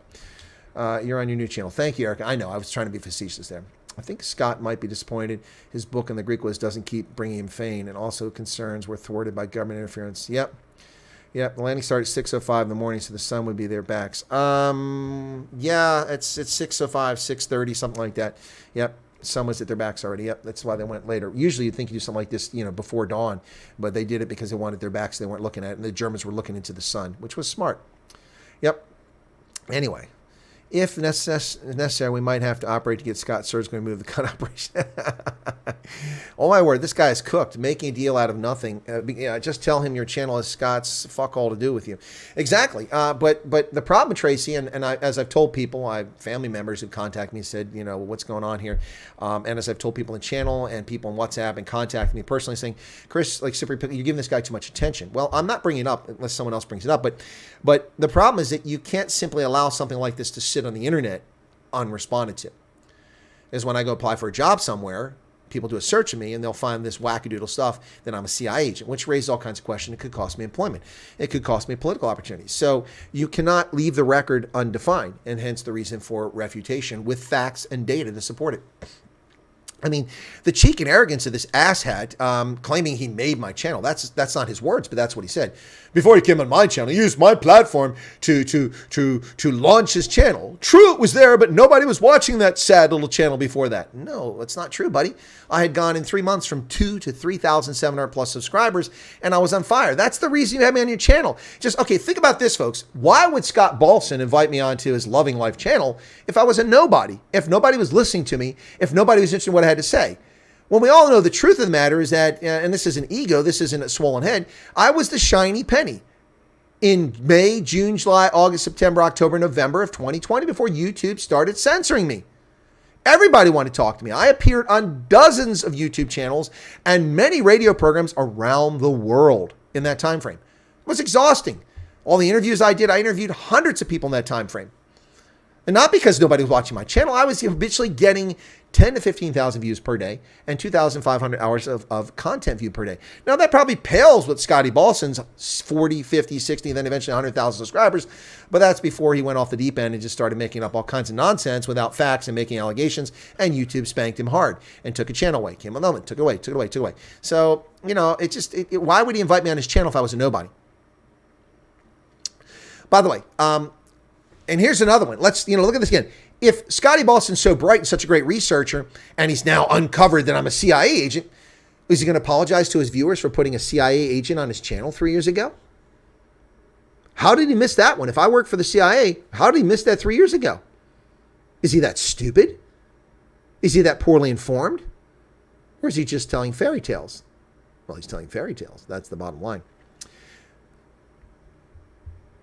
Yeah, the tides played a role in it too. They almost didn't go. The weather was bad, but they decided to go.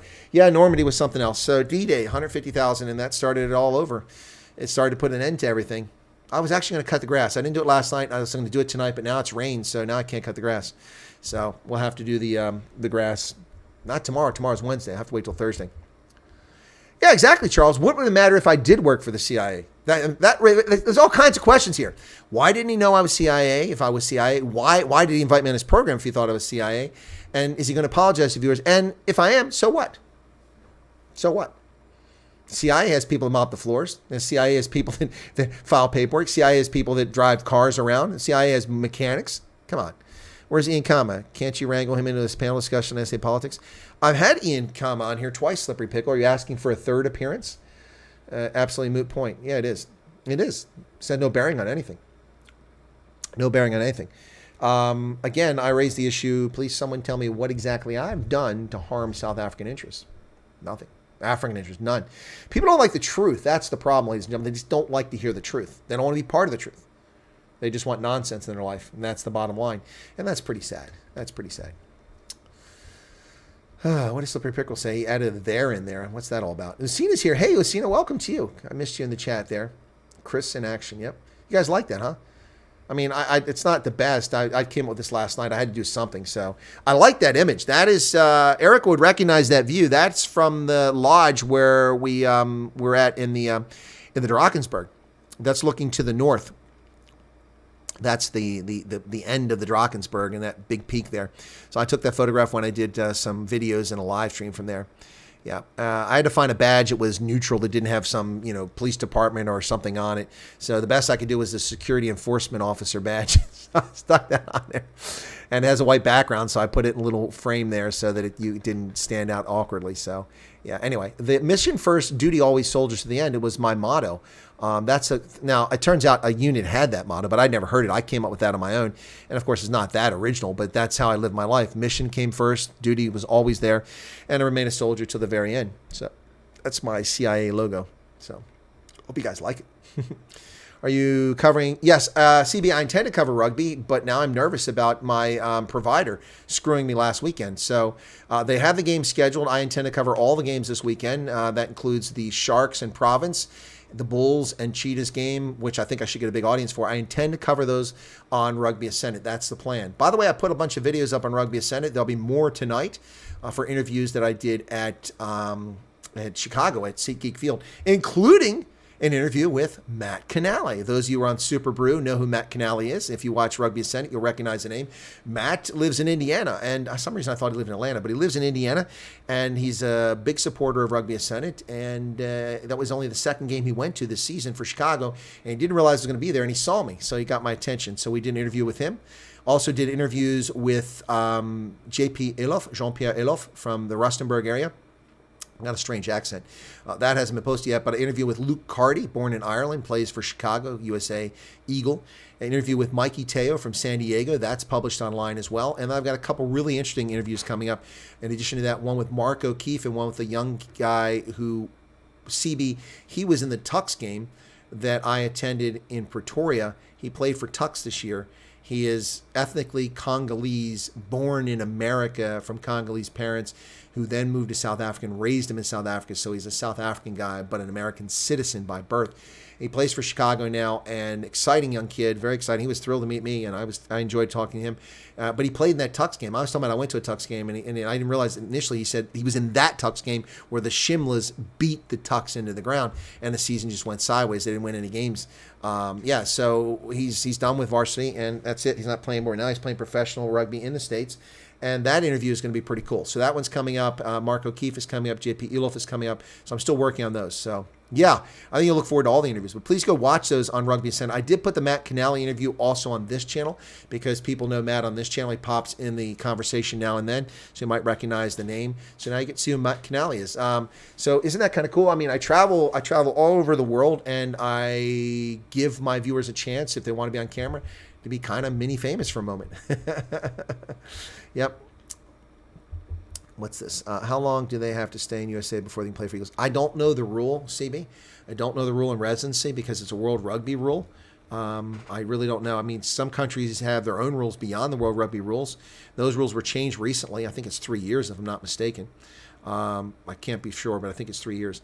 But I don't like that. I don't think that anyone who works in Japan, if they're South African, should ever be allowed to play for Japan. I don't think that anyone who's Irish who comes to America should be allowed to play for the Eagles. You have to play for Ireland or you don't make it. Simple as that. That doesn't strengthen rugby, in my view. It's not wise. Tende Mtawira, it was not South African. He played for South Africa. While I like Tende Mtawira, the Beast, I don't think that was right. He should have been playing for the Sables, not for the Springboks. But anyway, that's just my position on it. A lot of people would disagree with me on that, but it's nonsense. I mean, look at the All Blacks. If you strip out their Pacific Islanders, they'd be an average team. because they don't bother to recruit any white New Zealanders. They hate white New Zealanders. I mean, once Richie McCaw and his buddy were gone, they have no interest. And Sam Whitelock's still there. That's about it. Almost no white no white New Zealanders playing for the national side. They're all Pacific Islanders, and they shouldn't be playing. That's bullshit. They should be playing for Tonga and Samoa and Fiji, not for New Zealand. They're not New Zealanders. It's as simple as that. So that's my view on that. Not everyone agrees with me. Some will call me a bigot and call me what you want. You're wrong. It's your prerogative to be wrong. Yep. No honor among thieves. Yep. Oh, you watched the interview with Matt Canale. What'd you think, Charles? Was it okay? Why has till only one L? Because there's a difference. Till is a contraction of until, which only has one L. And till with two L's is a device, like a cash register. That's why. Shriecoin is back. Must what? Would you say? African players must stay in Africa and improve the quality of the national teams. Agreed, Shriecoin. Agreed, 100%. 100%. I don't think they don't have to stay in Africa. No, I don't agree with that. I mean, African players can go abroad and play and make the money. I mean, there's no money in Africa. The Zimbabwe national team slept rough on the streets of Tunisia, kicked out of their hotel because they couldn't pay for their hotel bill. Well, that's not cool. That's not healthy for players. The Springboks took a test match against the Wales side in Washington, D.C. because they were guaranteed a $750,000 paycheck by USA Rugby, which went bankrupt, by the way. But they did pay them because they had no money. Saru had no money because the idiots that run it, Mark Alexander and the fools that run Saru, don't know what they're doing.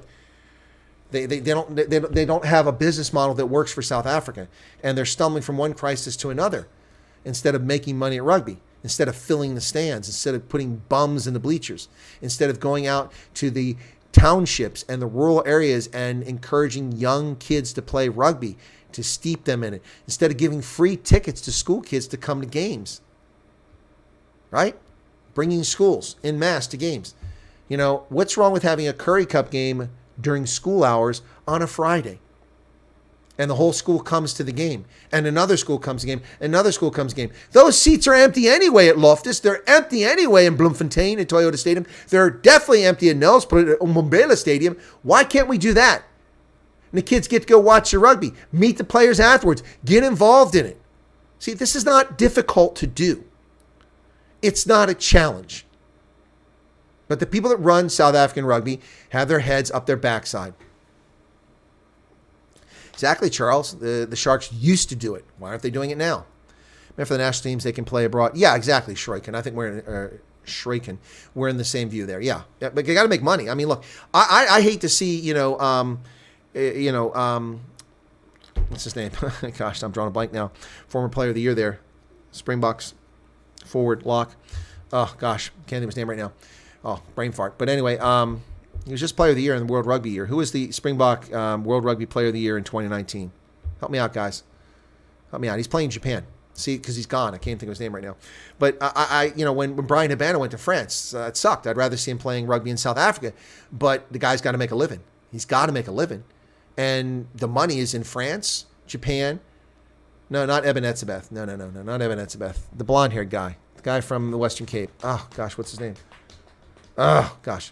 Yeah, so they've got to make money. So France, Japan, and then the Premier League in the UK, that's where the money's at. That's where they get paid real compensation, which is a joke compared to footballers. I mean, even crappy football players make a fortune compared to what rugby players make. And they're not nearly as entertaining or as good human beings for the most part. Yeah. Okay, you guys aren't telling me, so I'll look it up on my own. No, Bobby Skinstat. 2019. Hendo, come on, man. What are you talking about? 2019 World Rugby Player of the Year.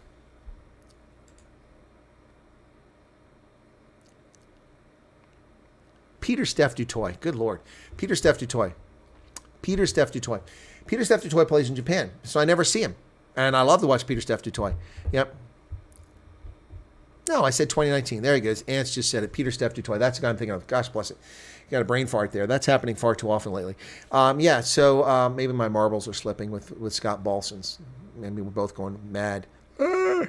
No. So that's the bottom line. Don't tell anyone personally witnessed Klaus Schwab in a Hounds jersey. There's Matt Canale right there in a Hounds jersey and Colonel Wyatt at the hot dog stand eating Chicago dogs. Nope. I don't like Chicago hot dogs. I like Chicago deep dish pan pizza. But I don't like Chicago hot dogs. Chicago, by the way, folks, if you don't know it, the second largest Polish city in the world is Chicago. I forget the number, something like 800,000 Polish descended people living in the greater Chicago area. Something like that. I don't know the exact figure, but I knew it one time. Yeah, it's the second largest Polish city in the world behind Warsaw. Yep, true story. By the way, what's the country with the largest Jewish population in the world? Anybody know? Anybody know who has the largest Jewish population in the world? Is it Israel? It's still the United States. Yep. Israel has a population approaching the total number of Jews we have here. We have over 9 million Jews living in America. Yep, Digital Vibes Gang. Jerusalem. No, I said country, not city.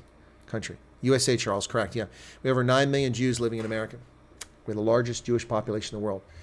In no small measure because of the Holodomor and the Holocaust. Yep. Yep. Oh, Charles liked the Matt Canali interview. Yeah, I enjoyed it too. It was shorter than I realized when I put it together and put the ending and the start on there. Yeah, it was only 3 minutes and 40 seconds or something like that. It seemed like it was about 7 or 8 minutes, but we had a good time. That was a great first half. Disappointing second half, but the Chicago fans were very proud of their team, very much into it. And I went to essentially like the after party afterwards. I don't think I was invited, but I invited myself. And I went to it and I managed to interview Mark O'Keefe, JP Alof up there. So that was pretty cool. So knocked out a couple interviews. So I did an interview with a guy named Duke Krishnan, who's from Malaysia. I think you'll find that interesting. He's a Malaysian rugby player. That was on the field after the game. Yeah. Yeah, they have a lot of pole dancers. That's true. Anyway. All right, gosh, we've been at this for nearly 2 hours, folks. I didn't realize it was that late. Got carried away there. All right, so thank you all for tuning in. No night owls today. It's already 2:30, so no night owls on the other channel. We've done 2 broadcasts. Thanks for everybody. Yeah, a lot of Jewish people in Johannesburg, too, but not 9 million. So Jerusalem doesn't have 9 million. I meant countries. Yep, thanks for tuning in. I'm planning to do the rugby. Already looked it up yesterday to see if it's on, but I'm planning to do the rugby this weekend on Rugby Ascendant, and I'll get more interviews up on that channel as the week goes along. Thank you all for tuning in. Give us a like on this video if you don't mind, and thanks for tuning in. I hope I answered the questions about the Scott Bolson story there, Loving Life. I hope I answered that. And it's time for me to take a break and refresh my batteries. It looks like the sun has come back out, so now my lawn is wet and I can't cut it, but it didn't give me any rain. It's just a little sprinkle that happened very fast. All right, folks, have a lovely evening. Take care of yourselves, and we'll catch you tomorrow here on the channel. Remember, tomorrow's news program starts a little bit early because it's Wednesdays, and it'll be Wednesdays with a Colonel on Ronaldo's channel after that. So, cool beans. Thank you all very much. And I don't know if it's too late. I think that the Conscious Caracle's over, but it's supposed to redirect you to him, so maybe it'll take you to where you can watch the end of his program. So, or you can watch it after it's aired. Cheers, everybody.